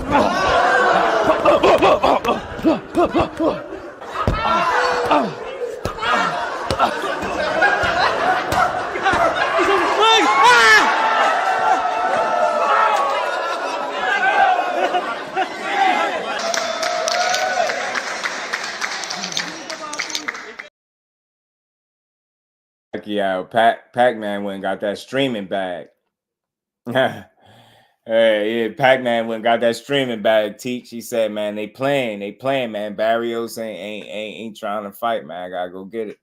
Taking this fight for 700K, Berlanga must believe he could win this fight. Yeah, if that's the real numbers too. If that's the real numbers, I don't want to pass it as fact. Seen it being reported a couple times. I just wanted to throw that out there if that's really the case. You know what I'm saying? He definitely betting on himself and believing in himself. And I would say he definitely coming to win. And shout out to Shelton. He said he could make, you know, a lot more money fighting somebody else. So you know that, you know, I guess that just simply tell you that he ain't make what you thought he was gonna make, but only be getting around. So he said that's a lot of money, bro.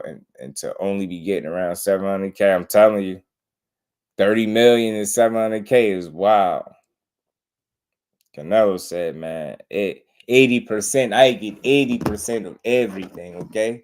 Everything. Everything. Jay he said his purse is 8 million. That's good if it really is, though. I'll look into it, though. I'll look into it more. I'll look into it, see if I can really find it. But that's all I kept seeing is them talking about 700K to 300,000. Probably somebody is spreading some misinformation. It do sound a little crazy when you think about it, man. But we'll I guess it'll, you know, we'll find out in due time, or we won't. Shout out to Tank. Like I said, if he comes back in December, man, that's good for him because Leonard Ellaby did say he will have a fight before the end of the year. I just guess they trying to sort out the date and the opponent, man. Shout out to them. Setting up bromances and shit. You know what I'm saying? The chat setting up bromances. Shout out to my guy, Teaching Legacy, man. You know what I'm saying? Shout out to my guys, man. But something else, y'all. Y'all hit the like button for your boy if y'all haven't. Hold on. Give me a second. And let me get to the raffle. Shout out to everybody that's joined the raffle and everybody that will be joining the raffle. We appreciate y'all. Let me run that one more time. It's time for another raffle brought to you by the JBT. Our first item is a new 10th generation iPad with a liquid retina display which shows off beautiful color and has plenty of power for all your handheld computing needs. Great for work, play, or just movies on the go. How much is it to enter, you ask? Just $10. Or you can catch the deal with 3 entries for just $25. It's easy to enter. Just cash app your entries to $JBT Network 1. That's $JBT Network 1. Our second item is a set of Kenichi Bear Bluetooth noise-canceling headphones. Great for gaming, movies, or travel. As the second prize in this great raffle. Our third item is a Ninja brand air fryer. Great for all your air frying needs. Cooking healthy with the JBT. So send your entries via Cash App to JBT Network 1. That's JBT Network 1. $10 each or 3 for $25. Put raffle on the comment line and you are entered. Shout out to everybody in the raffle. And like I said, we decided to do another one. The first raffle was a great turnout. We appreciated everybody. So we found another way to bring another raffle back and add an additional 2 prizes, you know, and we even added the fact that you could pay 3, you know, you can get 3 entries for $25 as the block special, as my bro Jay called it, man. You can get you an air fryer, the Kenichi Bear headphones, or the iPad, the touchscreen iPad. You can't lose, man. Shout out to everybody in the raffle, man. Shout out to the fam in the raffle. Yeah, and shout out, peace to Melon and Queen. I see you be on top of it. On top of it, man. You be on top of it. But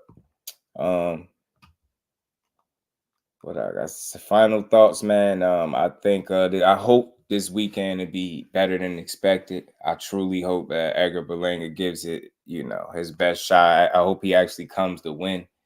And if he goes down swinging, I'm cool with that. I just don't want to see him freeze up in the moment and the fight just get away from him and it just be a one-sided beatdown. So hopefully he bring that same energy that he been bringing this entire press conference, because I'm looking for that. I'm gonna be looking for it. Shout out to Caleb Plant. He's back. I think he gonna kick some ass this weekend. I think Trevor McCumbee out here looking like a damn, I don't know, like a 70s porn star, adult porn star or something. I don't know what he got going on with his haircut and his mustache. I'm just hoping, bromance is now. I'm just teasing, bro. Definitely teasing, but I don't know what he going for with that look, with that damn 70s mustache. That he looked like he shoot X videos in his car in his spare time. But anyway, Caleb Plant beating his ass. Cool Boy, I'm definitely excited to see Cool Boy and Plant back. Two guys that I think are underrated, Aisha, for different reasons. Plant, ever since he took an L to Canelo, people kind of wrote him off, treated him like he was less than. That stink. So I'm glad to see him back doing his thing. And same thing with Cool Boy. He took that L to Monster. People wrote him off, started calling him trash and all that. So I'm glad to see both of them back on the same card. Big Rolly back. I know y'all happy. I know I wasn't going to leave without mentioning Big Rolo. I know y'all happy to see Big Rolly back. He in a make or break fight. He got to win. He got to win or it's going to look spooky for him. So overall, man, I'm definitely looking forward to Caleb Plant. I don't care if it's a showcase fight. Same thing with Cool Boy. They getting back in the mix, climbing back to the top where they belong. Rolly might be a little nervous. He look at his energy, man. Ever since Ant McQueen pointed out his energy, Rolly's energy, I've been looking at it like, man, Rolly, man, I don't know if he just don't seem confident, man. It don't seem like the confident Rolly that we once knew.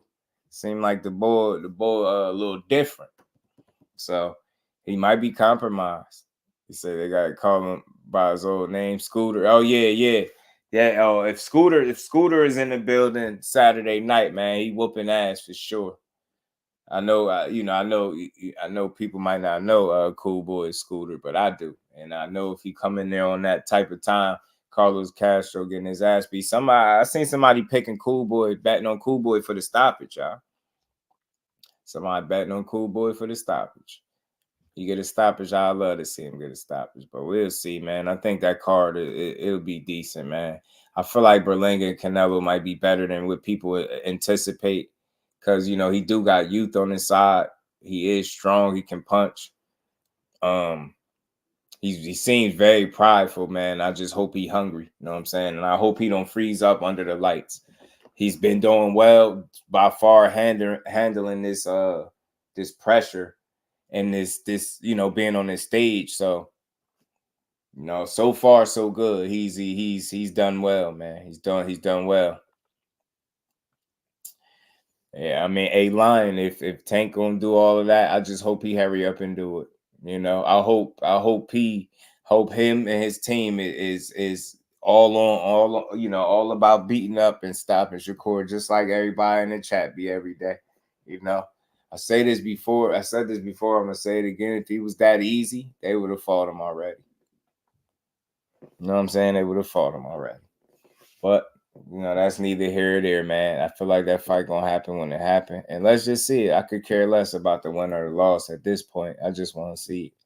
I think all undercard fights, they need to win. Yeah. This might be a card you can make some money on. Maybe not. Maybe not. He say he's soft like butter. He can't hit a pillow without hurting himself. Yeah, y'all crazy, bro. I don't even know where y'all be coming from. Yo, we gotta get off, yo. Civilians calling fighters soft, bro, for getting injured, yo. This is a different day in sports, I swear, man. That call somebody soft because they get hurt is crazy. Said that man soft like butter. He carried a pillow when I heard this. So. Damn, he came right in, yo. Hold on. He came right in shooting. he said, yo, just peace, just. He's lying, came right in. He said, yo, your boy Shakur is soft like butter. Can't hit the pillow when I heard himself. Tank gonna make Shakur take a knee or quit on his seat. Oh man, he came right in there. Guns are blazing, bro. Nah, man. I don't think that man's soft though at all, bro. I think people just like what they like about Tank, man. That dude, he's gritty. One thing I like about Tank, just to level with you, I appreciate the way he trained is very intense, and I know he can apply that same type of intensity in an actual fight. That's what makes him, and be efficient doing it. That's what makes him dangerous, right?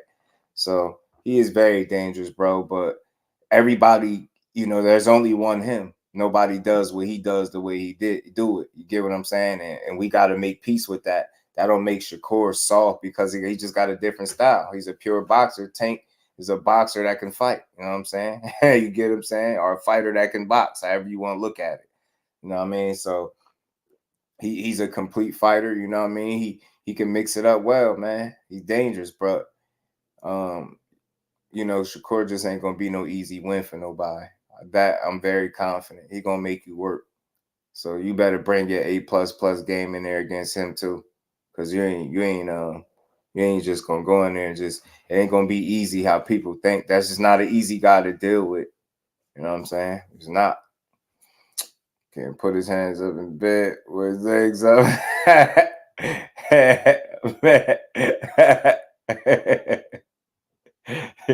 Yeah, Dodge Day ain't waste no time. Came right in, shoot, out on the Raptors.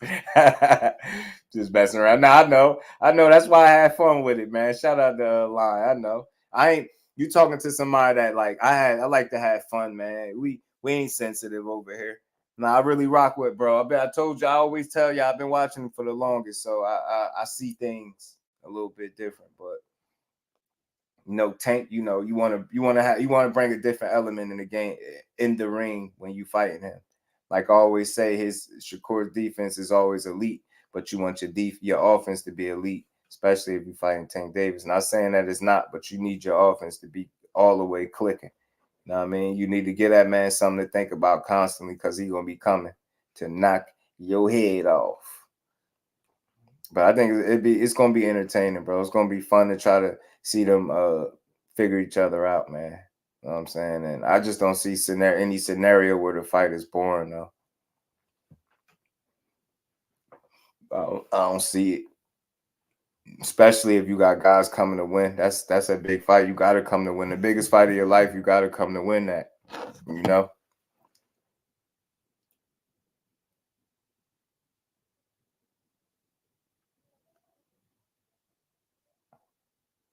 Let's see it again. Stephen Fulton by KO. Somebody picking him by KO. Okay. Cool boy. Focus on his boxing most of the time. Feel me? TikTok. I never downloaded TikTok, man. Still to this day. Everybody got most people got TikTok. I ain't got no damn TikTok, man. Damn TikTok. If y'all did not hit the like button, man, make sure y'all smash the like button for me. Make sure, man. We're gonna chop it up for a couple more minutes, man. Back to what I was saying, though. People keep sending me stuff. This ain't about nothing that's going on. Yeah, a lot of people be having boxing content on TikTok too, I believe, bro. 704 Joe, what's good? What he said? TikTok, man. I'm here to get my Jusdueboxing. What's good, 704? How you feeling, bro? Appreciate you sliding through this joint, man. We on the wind down. We in the ninth inning. We're in the ninth inning. Boxing been kind of it's lackluster, man, because we've been getting a lot of like mixed news with bad news. You know what I'm saying? Do TikTok either. I just feel like these social media sites after a while, Aisha, they just be having, they be wanting you, you know what I mean? We be giving up mad information, signing up to these dumbass websites. I just get tired of them. I barely like IG and Twitter. You know what I'm saying? Twitter get on my nerves. Every day I open Twitter, somebody get on my nerves. every day. If it ain't a fake profile, it's a troll.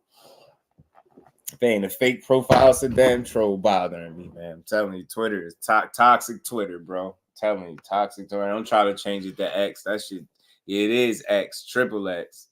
IG is the one I use. Oh, yeah, IG, it's cool. It's cool. It's cool, but they get dumb up there, too. They get crazy up there. That picture was taken in the nurse home to get out the fight. Oh, nah. He said it was the picture was taken in the nursing home. Big homie Core said, man, he said it ain't good though. You know what I'm saying? But I see that joint looking swollen. He look like his hand black or something. His arm too. But like I said, I just don't think nobody would mess they bag up like that, right? And they momentum, right? Nobody want to sit on the sidelines, especially for no months, nursing no injury. You know what I mean? A hand injury. He need his hands, you know? Twitter off. Twitter shout out. Twitter is like, it's like, that's why, God, just figured it out. I get it. I get why no holds bar on Twitter. I get why they changed it to X. They just left two of the X's off because that's really what it is. They just left a couple of the X's off, but it's definitely triple X for sure. Twitter is just wild, bro. Jay Graham was good with it, bro. They'll censor like somebody posting a boxing poster or something. They'll censor that, but let somebody be up there wilding. They be promoting. That's why they changed it to X. I wonder is Anthony Joshua gonna face any heat for this comment right here? I know the maniac's gonna go. Y'all gonna get on Anthony Joshua helmet right here. Y'all see what Anthony Joshua just said, y'all? Said the best boxer from the U.S. right now has to be Shakur Stevenson. they see that they be ready to punch their screens. Like I know here. What does he know? See, that's why he got knocked out by Ruiz. You know how the boxing fans be mad at you. They gonna be like, that's why Dubois gonna knock him out. Oh man, they be mad as hell. Like I know he didn't just say that. I can't wait till Dubois knock him out. Watch. Oh man, that's why he dubbed Wilder. They start bringing up everything. That's why Usyk beat him twice. Oh man. Oh man, that's funny, bro. That should be funny, man. Boxing is funny, man. Shout out to AJ, man. I've heard this a lot of times, man. But just because you could be the best or looked at as the best in anything, but if you don't perform on that night, all that shit goes out the window. You get what I'm saying? That's why I be telling people when they keep coming in here talking about this guy didn't fight no top tier guys and this guy didn't fight that. Doesn't matter. None of that shit matters if you do not perform on the night. You could have fought King Kong, Godzilla back to back, and then getting there with the next person, whoever that may be. If you don't perform, then it don't matter that you fought those guys. If you don't perform, you get what I'm trying to say? Boxing is on any given night. It's night to night. It don't matter who you beat up in the past. Who you beat up ain't gonna have nothing to do with what you got going on in this current fight. That's how I look at that. You know what I'm saying? He done changed the game. According to different signs of currency, got that. Oh man. Matter of fact, while we talking about this, because hold on, I did have because hold on, I was wrapping up, but I think I had a couple things to chop it up with y'all. It's something that I was gonna play from Greg Hackett. Hold on, let me make sure. What is this?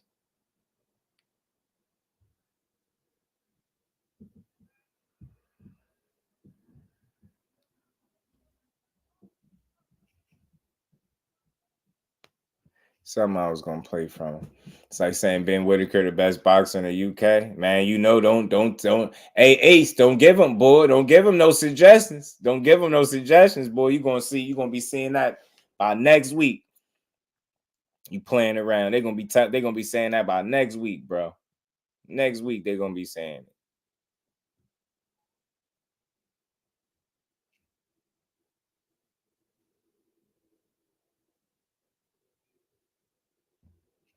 Hold on, I'm gonna pull this up for y'all, man. We ain't going. We gonna rock out for a couple minutes. Let me pull this up. I like listening to man. He a sharp dude, man. And I don't know, it's just something about his takes. He gives some of the absolute most unbiased takes I've ever heard in boxing. You know what I mean? I ain't saying he the only unbiased guy and nothing like that, right? But he's truly like, I don't know if he understands that he's down the middle to me. You know what I'm saying? When he give his takes on stuff. Y'all keep smashing the like button. Come on, let's pull this up. Let's build on this, man. My AJ giving my guy his flowers while AJ pissing off the community quietly with that post. We're gonna get to this.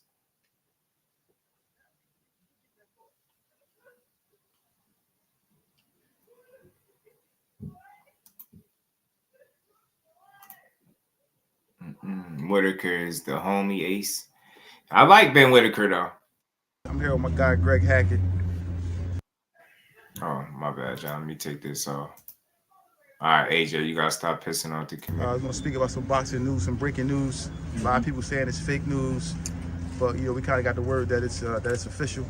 Shakur Stevenson broke his hand in training camp, preparing for his fight coming up in supposed to be next month, I believe. What's your thoughts? For me, man, it's like he can't catch a break. You know what I mean? This was new beginnings for him dealing with Matchroom. His first fight with them. I mean, it's not gonna set him back too far, but it's almost like it's something like he gotta definitely get taken care of because you can't fight without your hands. You know what I mean? I feel bad for him a little bit though. You know what I mean? Because I was looking to see how he looked in his fight, where his energy was, things like that. I mean, I hope it's something that he can get tended to and get it fixed. You know what I mean? Where he wouldn't have these problems so often because he just had an issue when he fought not Artem, but the fight before that. You know what I mean? Where he messed his hand up. So I feel like, damn, like I almost feel like he got like a dark cloud over top of him right now. But it might be something better at the end. Yeah, so you know, like new promotional deal with Matchroom. Yeah. People looking forward to him displaying his talent. Now you said that this could happen a lot of ways. In the ring. Heavy bag. I never heard about hitting heavy bag and breaking the hand, but you said that's possible. Yeah, you could break your hand, your wrist. You know what I mean? You can hit, depending on how you hit in the bag, or this could be. It could do with the structure of his hand. You know what I mean? His hand, he might have not small hands, but thin bones in his hands. You know what I mean? Where he chipping away at him. You know what I mean? He could be breaking them down. I mean, and then they go from all the years of hitting the bag, all the years of sparring, things like that. You break your hand. You know what I mean? But I've seen it happen before. I've seen it happen both ways. I've seen a guy break his hand in the ring and in just hitting the bag. I've seen it. So, from the reports of the training camp, everybody's saying, Shakur looking good. I mean, that's the obvious, man. We know Shakur and his ability and his talent, his talents now. Normally when a fighter breaks their hand, what's the normal recovery time, if you know? Like, is it like, months or? That's the thing, because it could be something. It could be like the finger, knuckle, or it could be like inside his hand. Like, I mean, it could be. And you know what? I like, that's why I say that I really just at the point where I love information, and this type of injury, it just make me want to look it up. Like, what could cause a tendon in your knuckle to tear, right? Because that's what Eddie Hearn was describing, tearing a tendon, right? So to y'all, is tearing a tendon the same as breaking a bone? You get what I'm trying to say? That's why I call it a freak injury, but I want some understanding as to what takes place when that happens, right? What will cause a tendon to tear? You know what I mean? And I was talking to my girl. She was saying like the overuse, or just constantly using it, constantly, and you know how much they use their hands, how much they punching and stuff like that. So you just never know. Mike Kirkland, my brother, what's going on, Mike? How you feeling, bro? all up in here where the small bones is. You know what I mean? Something like that probably could take 2 months. A tendon, you know what I mean, to get back healthy where you can start using the hand again. So I wonder, like, is it better to just break a bone or tear a tendon? Like, which one is worse? Another month or 2 getting back using it. You know what I mean?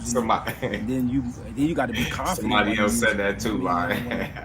You don't want to be thinking like, damn, I don't want to throw too hard and break my hand. You know what I mean? So we might be looking at 6 months. You know what I mean? So with this type of injury, right? With the card already set, you know, the venue already set, everything is in place for the match. Do they continue on, find a replacement for Shakur, or because he's the headliner? So what do they do in that case? I mean, Shakur was the showcase. I would think so too. That's what I was saying, Aisha. I would think so too. Fighter for Cordina, but what they probably would do is just push the date back. You know what I mean, run it back, or maybe Cordina might say, you know, I don't want to wait. You know, I'll fight somebody else, and then they'll just have to find somebody else. You know what I mean? It's an unfortunate situation. Because I heard, I was watching an interview, Eddie Hearn was saying that the plan was to fight Cordina, and then in February possibly fight Zepeda. Right. So with this now, you said like 6 months. Right. And then you got to wait 6 months for it to heal. Do you train while it's healing, or? See, that's interesting. Shout out to Mike Kirkland. He said tore tendons in both knees and broke bones and ankle. Rather have broken bones. You feel like the tendons is worse? Man, that's interesting. I just want to look it up. I just want some information. Celebrate. Oh, yeah. I meant to say that too. Yeah. The fact people really is celebrating his injury. I'm telling you, that's why I say boxing fans is trash. I'm gonna do a whole live one day. I should come back late tonight and do a live. Boxing fans are trash, bro. Y'all out here celebrating injuries. Y'all out here making up fake scenarios of how he faked the injury. Y'all out here talking about the picture is photoshopped. This an old picture. He not really hurt. Oh my goodness, man. The narratives are crazy, man. The narratives are outrageous, bro. Or what do you do to kind of keep in shape, you know, while that bone heals in the hand? Well, with the rest of his physical, he can still work out. You know what I mean? The running, the calisthenics, and some of that stuff he can still do. Some of it. You know what I mean? Where it's not involving too much. Putting too much pressure on his hand. But the punching, that's the only thing he won't be able to do. I didn't expect that to see that pop up. Some of the workouts he'll still be able to do. Keep his weight intact, things like that. Keep his mind right. But you know what I mean, sometimes something like this could put you in a slump, a mental slump, because you was really looking forward to putting on the show. You was really looking forward to fighting, and now you gotta wait. So I don't know, man. I just hope he just keep his head, stay in some shape. You know what I mean? Right. Just stay ready. Right. Nah, that's fun. Because I mean, it might not take 6 months. You know what I mean? Yeah, depending on, you know, like you said, where the break is at. Shout out to my brother Mike Kirkland for dealing with us fans. Always, y'all the family, man. Got to, man. I love this sport though, man. I love this sport, man. I do, man. It's fun. It's fun. It's better when you having fun with it. And we ain't never got to box again. Well, Right. well. I already been getting these back, but now it's time for you to get your just do. Shout out to my brother Mike Kirkland. Bones in the hands heal quick. The tendons take a while just to get back to 80-90%. The rehab is crazy for a tendon. That's why I was asking, see, because I ain't never break no bones and tear no tendons, y'all. So that's new. And again, just being a student of this stuff, I want to understand these things, and you know, get what I'm saying. So I just don't know. That's unfortunate though, man. And I just want to know what would cause it, right? Is it, you know, like my girl was saying, is it like constantly overuse, or you know, Greg Hackett? It's another one he did with YSN where he was talking about you know, maybe it's the way he punching too. I'm gonna play that too. Might as well while we here. Right. Shout out to everybody still in the building. Y'all smashed. What we heard was that he needed emergency Right. surgery. Right. So I mean, they trying to fix it immediately. Like, hey, listen, we just go ahead and get it repaired. Yeah. Now, common injuries in boxing. I'm talking about in training. What's the most common injury that happens normally to fighters when they actually preparing for a fight? I mean, you gotta think about it. You punching, so it's definitely gonna be your hands. It's gonna be your elbows. It's gonna be your shoulders. It might be your back. You know what I mean? Your knees. Like it's a lot of different ones, but probably the most common all have to do with upper body, shoulders, wrists. You know what I mean? Your forearms, wherever, anything that's attached to your hands, where you really, that's where you're taking the beating. I mean, you know what I mean? Punching on the bag and stuff like that. So I would say that's probably one of the most common is your hands. You know what I mean? And then, you know, of course, the cuts, things like that. You see how common he's saying hand injuries are. Like people acting like this just he's super soft because you can't hurt your hand. He just hurt his hand. There's no way. You got to be soft. If you can't take it, then you shouldn't box. He can't punch a pillow. Like what the hell wrong with y'all, bro? He been doing. Think about how much punching he been doing before this really been an issue. Shit, he ain't made it 22 fights. So if this was an issue and he made it through 22 fights without having to pull out of any of them, I salute him. It's a bunch of stuff you can go through. And that's why, to be honest, people gotta really, even me, like I'm tough on fighters sometimes, but that's just me calling it how I see it. But the people who really don't know about boxing, don't really understand what you go through to prepare for a fight, these are the things you gotta take into consideration. See? Guys get hurt all the time. See? There's even been guys that haven't spoke on it, or some have, listening big to fights, this dude talk they had boxing, an injury. They never said nothing. But they never said nothing because they didn't want to stop the fight so they wouldn't get paid. You know what I mean? Yeah. People want to get paid for their work, so you putting in all this work. You know what I mean? Exactly. People don't understand. You know what I mean? These things happen all the time. And that's why we should respect fighters more because, you know what I mean, you're really putting your body, your mind, and everything else on the line. And you see that? And that's coming from a fighter. Don't give me no bullshit about what his record was. He around that shit every day. He's a fighter. Once a fighter, always a fighter. I don't care how successful he was or wasn't. He's successful in his own right now. And he's speaking with logic and sense. He's so straight down the middle. He don't got a dog in the race. He's telling you, look, hand injuries happen all the time. That's why you got to respect when these dudes get hurt. And that's why I said, if you're telling me the only thing you got from a De Los Santos performance is that somebody was scared, that's weird to me. Like, he went in there hurt. Like, think about that. A lot of guys would have just pulled out and scrapped the fight. He went in there and said, hell no, I'm going to still go in there and I'm going to make it work. Hell yeah, I respect him for figuring it out. Hell yeah, I respect him for still getting in there like that. And then in this one, you know, with a tendon obviously being torn, he needed immediate surgery, so he didn't have the luxury of trying to gut it out and just fight through it. You know what I mean? It wouldn't have been smart for his career. It would have messed him up long term, I believe. So, you know what I mean? Yeah, shout out to Greg Hackett for always having a level head and being a good voice of reasoning with this boxing. Never picking a side, just shooting that shit straight down the middle like I do, man. It was true. Like fighters, like you said, fighters will go into an look, bro. He fought from I think 47 to heavyweight, bro. This dude fought from 47 to heavyweight. I think that's how. You get what I'm saying? Like, that's crazy. You know what I'm saying? And he'll tell you more about it. Like, you know, he don't shy away from that conversation at all. That's why I like him. Very transparent. He's just real. I think he fought from like welter to heavyweight, if I'm not mistaken, bro. Word up. Like, just think about all the experience in between. You get what I'm saying? You not settling nowhere. That's why I ain't sitting here celebrating the record, but I ain't shitting on it either. I appreciate the integrity of this dude as a man, like a real one. Like, I rock with him.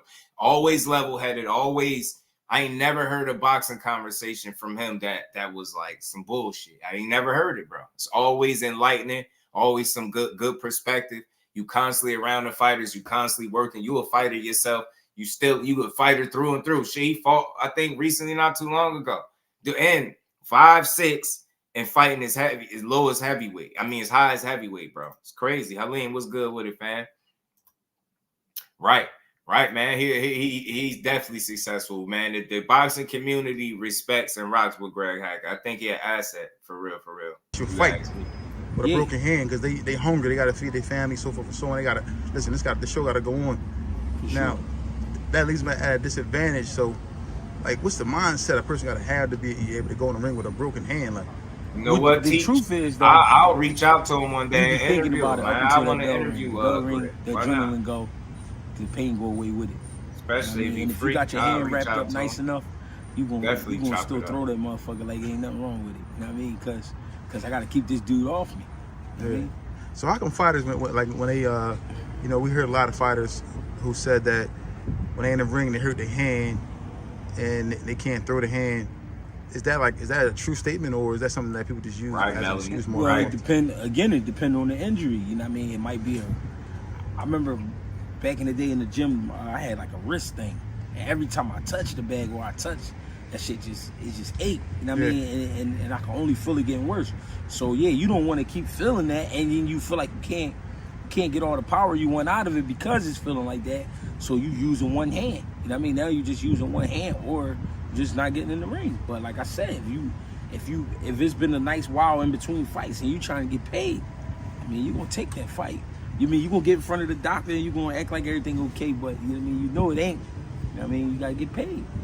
What do you think, Eddie Hearn? And to his credit, this is why that's why I played this. I almost forgot to run this, but it's always some good gems in what he's saying, because I believe if that was an avenue for Shakur, he would have considered it. He did it with De Los Santos, who's a dangerous puncher who obliterated Ryo, like everybody said, right?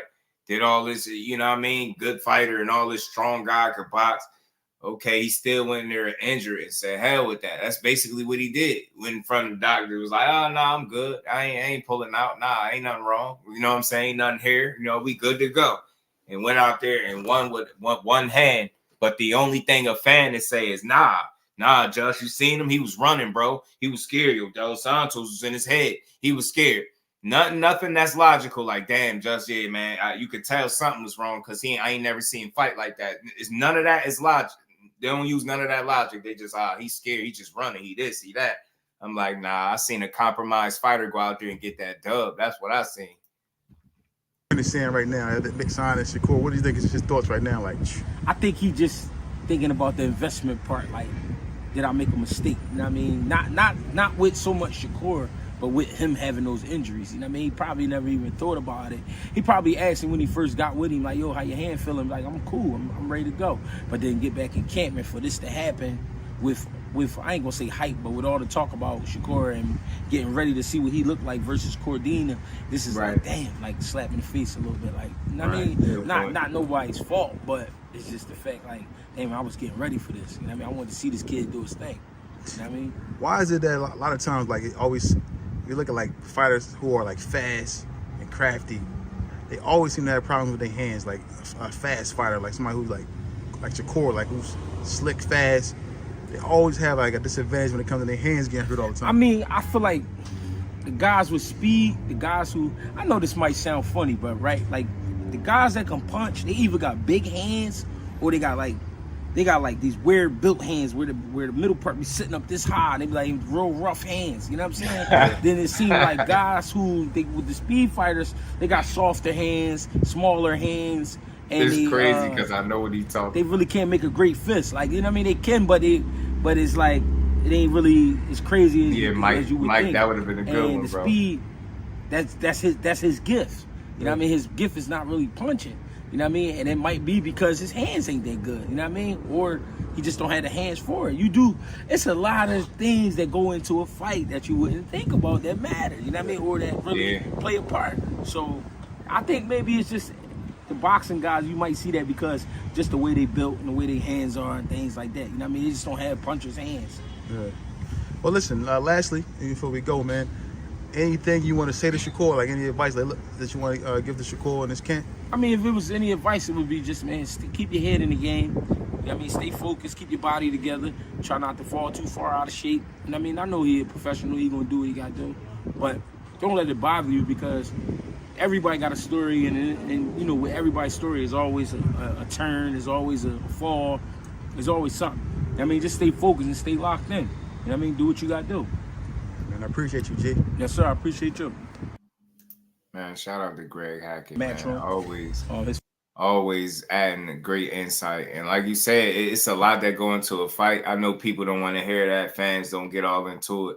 But I'm just coming from a different place. So I'm a student of this shit. And I'm always trying to understand. And that's just part of it, man. It's unfortunate. But shit, what could you do? I mean, you sparring, you throw a punch, and you feel something. And next thing you know, your hand blow up. And they got to get you up out of there and get you right. What the hell could you do about it? You know what I'm saying? What could you do? What could you do? Shout out to Greg Hackett, man. Shout out to YSM too, man. He had did one with YSM. Or he talked about it briefly too. He said something a little different here. Hackett always keep me out there, no side picking. That's why I like listening to his perspective. Yesterday, I don't know which hand it is. Right hand and the left? He said it's the right now. It's the right? Dang. His hand broke. Fight with Joe Cordina's off. What's next, man? Heal up. I mean, everything that he wanted to work on, visualize it while you healing up. Keep your body in some shape. Stay ready. Because that time will pass you. I mean, the time of healing and all that will pass you. So, ain't too much he can do. I mean, work out whatever he can work out. If he can come back with a better fight, or with Cordina knowing that he'll fight him during the time off, he still got something set up. All right, y'all do that. But either way, stay ready. It seems like right now, Youngin just can't catch a break. You know what I mean? Yeah. It's just, but that's just life, though. That's just like everybody's career different, everybody's life different, everybody's style different. That's how it is. That's just life. I mean, that's how you gotta look at it, because if he get all in his head about it, he'll come back different. But if he just know, all right, my hands just gotta heal, my hands just gotta get better. I mean, then I said 6 months, but it might be a little quicker. It might be 3 or 4. But you're gonna have to just get confident with using it. You know what I mean? But that's it. Stay ready. All right, now, of course, you know, in fans' minds, like, okay, well, you know, come right back in and, you know, face Gervonta Davis. That's not really realistic, right? So what's a good fight for Shakur to come back to, coming off of a hand injury? And mind you, this has been, what? This is 2 hand injuries within the last, what, year and a half? 2 years? I don't know, man. Because a lot can happen in that time between now and when he come back. So I don't know. I say his skills is world class. He got world class boxing skills, so he's able to come back and fight anybody. But that's why I say stay in shape, because it could be somebody. So stay in shape. What are some of the reasons that could attribute to him consistently getting hand injuries? Say it again. I said, what are some of the contributing factors? Like, what are the reasons why he could be getting these hand injuries over and over again? From where the injury, where they saying the injury is, to me that tell me how he throwing his punches, how he landing his punches, how he like to land them.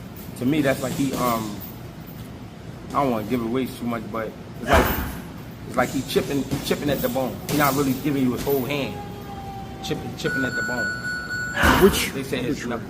You gotta put that up, G. I'm trying to get your face. What? Pause. Yeah. Which part? The middle? Well, I don't know which knuckle is broke, but just the fact that it's in that area, to me, it feel like he grazing with that hand. I mean, now, is that a technical thing that you can just go into the gym and you can just fix, or is that just his natural motion? Probably both. It's probably both. But as far as going into the gym, just work on it. Just work on it in the gym. What he got to work on is trying to land the punch, like place it. He trying to score. I mean, that's where the grazing comes from. That's what I feel like come from. I mean, so as far as in the gym, go ahead and work on it, really getting the shot in there, and then it's being in there and trusting it. So he could work on it. But if he don't trust it for the shot to land like that, for him to really get in, and I seen him do it before. Get inside, play shots, even from the outside a little bit. I seen him do it, but I feel like I don't know. That's where it looked like the injury came from. I don't know. And they say it's his right hand, southpaw, grazing hook, chipping at the bone. That's what it sounds like to me. Have you ever broke in? No. I'm not broke, but messed my wrist up. I never broke a bone in my body. I don't know.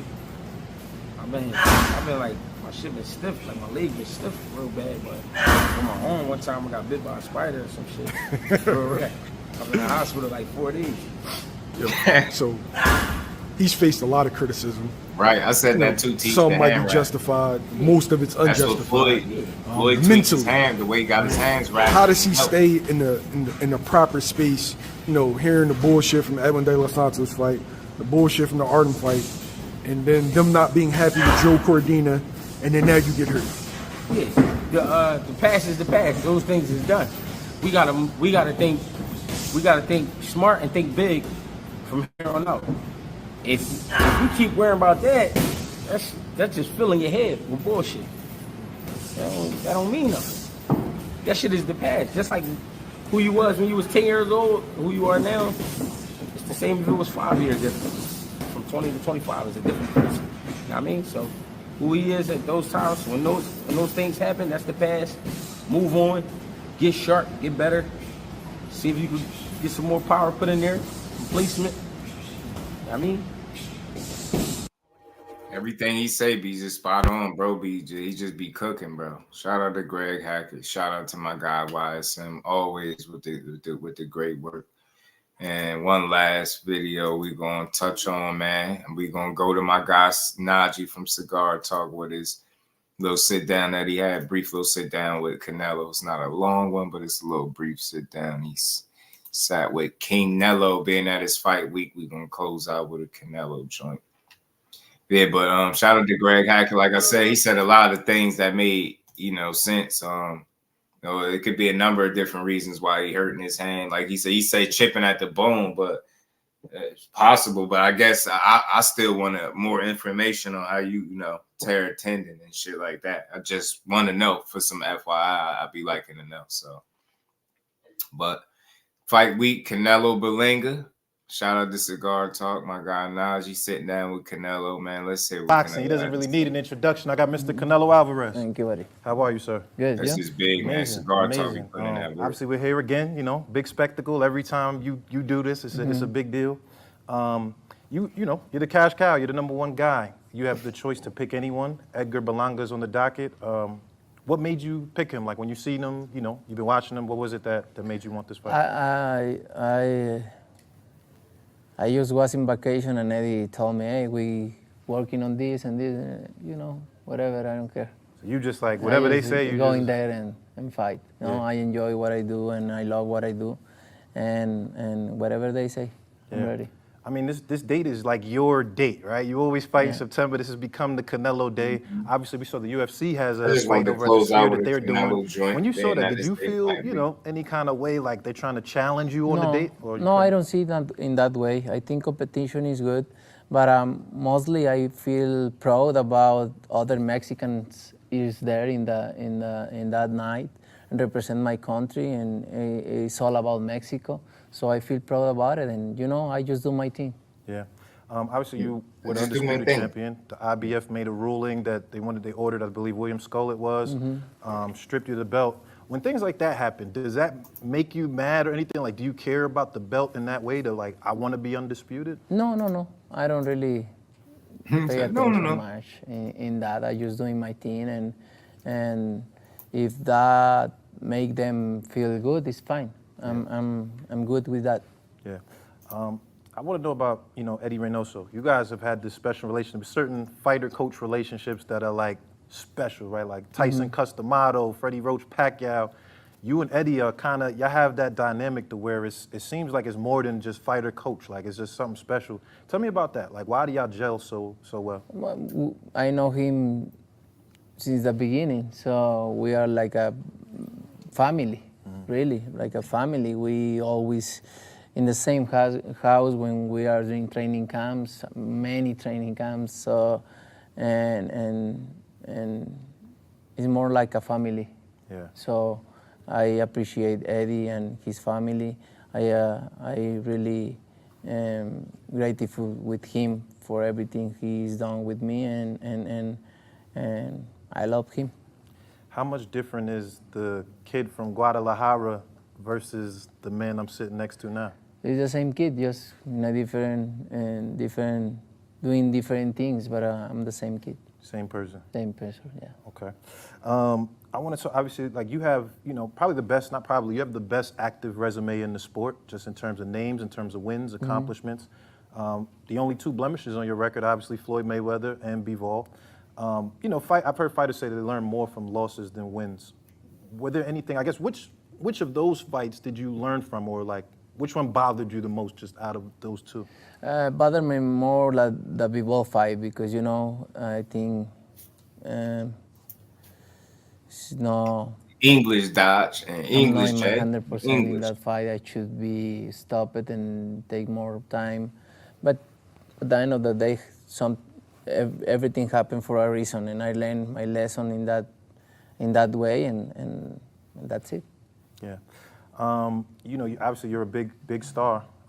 You've become this. What do you think it took? Like, what was it that made you the guy? Like, what do you believe it was that made you this big star? Discipline and hard work, and being in there, and no. For me, it's never was enough. Always wanted more, and training, discipline. I think that's made me the person and the athlete I am today, because I never look I'm looking for money now. I'm looking for legacy, and the money come together. So everything happens for a reason. Do you feel like, obviously you can't look forward past Saturday, but do you feel like a fight like Terrence Crawford? I see he wants to fight. He's made it clear. Do fights like that help your legacy, or do you feel like that's something that's not worth it to you?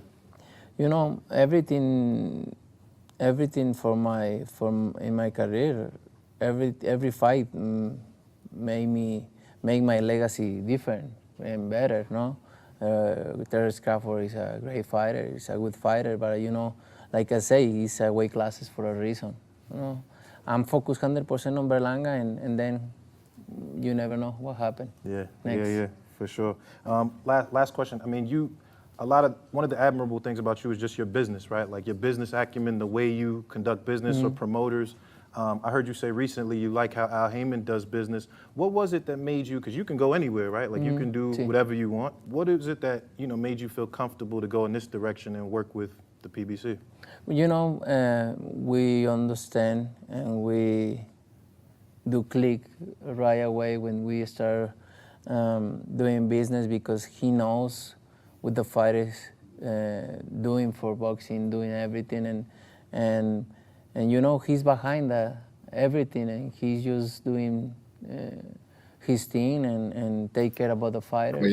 That's important, and take care about the fighter who is the most special in boxing. It seemed like a difference from Oscar, because you seem like you hate Oscar, man. When I see you I don't hate Oscar. You know, he talking a lot. I just respond, but I don't hate anybody. You know, he hating himself alone. Last question. There's debates about the face of boxing, right? Like who's the guy? Obviously, you know, revenue-wise, you're the guy. There's people that say, you know, Gervonta Davis is the face of boxing, or you know, maybe Anthony Joshua. How do you feel about that? Like those other names in comparison to you with the face of boxing? You know, I don't want to say that. I think the numbers is there, and you can hide them. But you know, I'm glad boxing is in a high level. Yeah. Okay. You got the Jordans on, Richard Mille, man. I like your style, man. Your Thank American you. style. I just take for my body today because he bought it. Yeah. But you said, give me don't fix it, and he's gonna no. Come on. Oh, Give me to me. Yeah, that look good, man. That's your thing. Thank you. Canelo, I appreciate your time very much. I got my man, Dope Episode, the Cigar Talk, Canelo Alvarez. We out of here. Dope, man. Shout out to Cigar Talk. Always with the dope words. I can do whatever I want because I'm Canelo Alvarez. I'm Mexican. I fight anybody all my life. Then goes into name a couple of guys he beat. You know, I'm telling you, Mr. AMG was good. Got them J's on. Look, man, he you know, I did notice that he said he clicked immediately working over there with the PBC side of things with Al Heyman. So I like that. I like to hear that. He said he know what he doing. He basically know how to promote the fighters. He know what the fighters want, and he get behind the fighters. And that's what Canelo was talking about, man. I like that. I like that from Canelo. They saw that. Yeah, hell yeah, a big spender, man. You know, he be splurging, Teach. He be Big Nello be splurging, y'all. Nello be out here splurging. Big Nello be out here splurging, y'all. I'm telling you, big time. All right, man. That was the final clip I had for today. Shout out to Canelo, shout out to Cigar Talk for getting that dope build, man. Asking them great questions, by the way. More and more English speaking Canelo is entertaining and it's fun. It's easy to digest, man. Shout out to him. One thing I'm gonna touch on, right? The last thing before we get up out of here, y'all. This is something that my brother Cal Cooley has sent me a minute ago. He's saying, somebody posted, wow, I'm hearing Matchroom could be releasing Boots from his contract with them. Wow. That's crazy.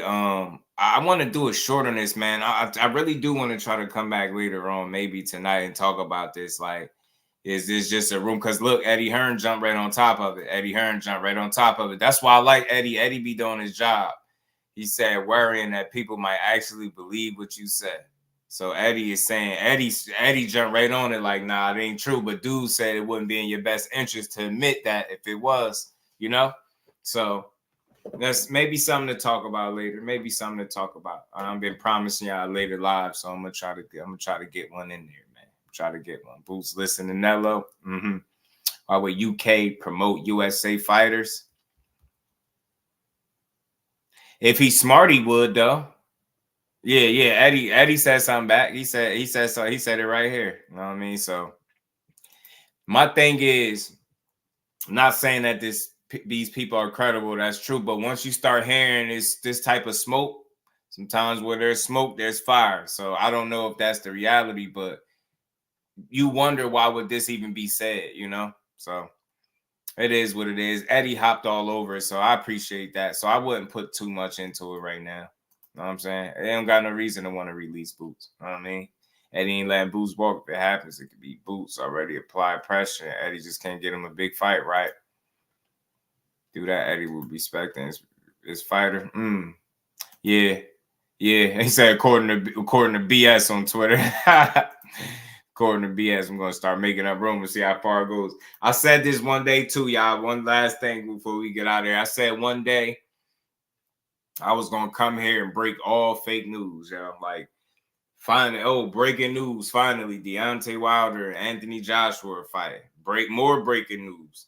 You know, Tank Davis and Shakur Stevenson are fighting. By the way, more breaking news. Like, I'm just going to keep hitting them with all big fights, break the news on fights that ain't happening, see how many people come tune in to the lives. Till they realize I'm just trolling. You know what I'm saying? Till they realize I'm just trolling, man. But again, man, shout out to Shakur. Oh, yeah, I was thinking about it. I swear I was. I was talking to my boy about it. I said, man, yeah, right. You right. That's my birthday month, teach. You right. I'm gonna break all bad news, all wild news one time. I gotta mess with them one time, man. They probably gonna be pissed off. I'm gonna break all bad news. If they fall for it on April Fools, is on them. I'm like, damn, Deontay Wilder fighting finally. Anthony Joshua finally signed a contract. Tank Davis finally sent Shakur contract. Devin Haney fighting TIL. Watch, I'm gonna just tear their ass up. It's gonna be breaking news on 3 fights. Ain't none of them bitches happening. I'm just lie, man, straight like that. But nah, man. To put a bow on it, man. Shout out to Shakur, man. Heal up, get your hand together, and go get yours. You know what I'm saying? It could be a blessing in disguise because there was a lot of negative pushback from the fight, from the lineup, from the setup, how it got presented to it being on pay-per-view for 15 hours. People still complain. So maybe it just wasn't, necessary for him to have to be on no pay-per-view under these circumstances. Maybe there's something better in the cards for him down the line. But he just got to believe in the process, get healed properly and trust in himself and get back in the mix. That's what I want to see from him. Does it push back a Tank fight? I know somebody asked that earlier. Potentially, but not to the point where we dragging it out and and it don't make sense. All they got to do is just keep winning, and I think that fight will materialize on its own. You know what I'm saying? By them dudes just taking care of business. I mean, as far as TIL and Ryan at a catch weight, I think them dudes should fight at 147. They both big enough for it. TIL was just at 156, boxing with Canelo and Reynoso, working out with them. Ryan was just talking to Ryo, talking about he 175, 180. I don't see no reason why both of y'all can't fight each other. The hell with a catch weight. Get that out of boxing and make both of them dudes make a real weight and let it be, 147. And I love to see them running. And shout out to Caleb Plant and Cool Boy staff. Big Rolly is back. I'm rooting for all of them. Let's see boxing win on Saturday. Berlanga, we rooting for you, man. I'm rooting for you, man. I'm rooting for you to pull off the upset. Let's see if he can do it, man. Let's see if he can do it. No, I always fought. It takes to beat King Nello and upset the apple cart. But with that, that's all I got. That's my time for the day. I appreciate everybody. that hit the like button, everybody that stayed to the end of the show, everybody that hit the super chat. We just gonna keep building, man. I will see y'all on Friday, to close out the week. Now, hopefully Saturday is a good treat for us with this Canelo Berlanga card. You know what I'm saying? Hopefully it delivers. I hope it over-delivers. You know what I'm saying? You can call it Bill Haney Day, right? right. Peace to the Queen Aisha, man. My guy Legacy, Teach, Big Dog Willie. Don't Mess with Texas, Lion, the rest of the gang, Gertz, my guy. Zoom verse, man. Peace to all y'all. Y'all make sure y'all enjoy the rest of y'all good Thursday. And I'll see y'all tomorrow. Peace to the fam. Oh, before we get out of here, check out my good brother BBO. Should be popping on at 8 o'clock and the Rise family at 9 to close out strong. You know what I mean? So y'all go be sure to check them out, man. We appreciate y'all. Shout out to the JVT family and everybody that's rocking with your boy. Hope Rolly gets a win. If he gets KO again, yeah, it's over, Mike. If he gets slept, he get put down, put out. I don't know where he go from here. You know what I'm saying? I got to do some homework on this guy. I think the dude he fighting might present some resistance for Rolly too. So he got to be smart. He's still talking that knockout talk, but it don't feel the same way before seeing him get stopped like that. It don't feel the same. So let's see if he's still confident. Like, let's see if he's still really going there and get it, right? Let's see it. I mean, but much love to everybody. Like I said, I will be with y'all tomorrow, man. See y'all tomorrow at 4. And we out, man. Peace to the family.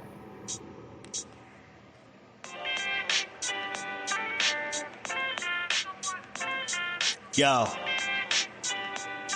you know the deal. We back again. We never slacking. Word 'em up. Ladies and guys, whether if you drunk or you high, it's time to pay respects to the illest man alive. If you think you got a point, he'll shrink you down to size. And from there it's downhill like a slinky or a slide. Open your eyes, got a deep connection with the rise, so you might see them jump in whenever they go live. Peep it, this channel blowing up now, it's not a secret. With tons of exclusive interviews to listen to. Them other channels I hate, but yo, they missing clues. They start narratives, sip the goose and twist the truth. It don't take a rocket scientist to get the proof. Just click the live at 4 p.m. Eastern time. But when you chime in, make sure you keep it kind. But if cowards want to debate, then it's feasting time. My man Jusdu shine, busy all the time. Grind 24/7, 365. Videos he might have 365. My rhyme sick, they make you do a 365. You get a rich if you think you fit to survive. It's Jusdueboxing, time to click the live. Ain't no beginners, if you soft, you ain't down to ride. I crush you, respect too, it's Jusdu. He got the illest boxing show on the internet. The boy been a threat and he ain't even had dinner yet. Word 'em up. Yeah.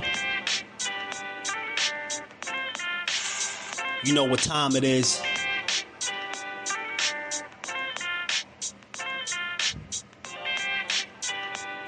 4 p.m. Eastern. Click the link.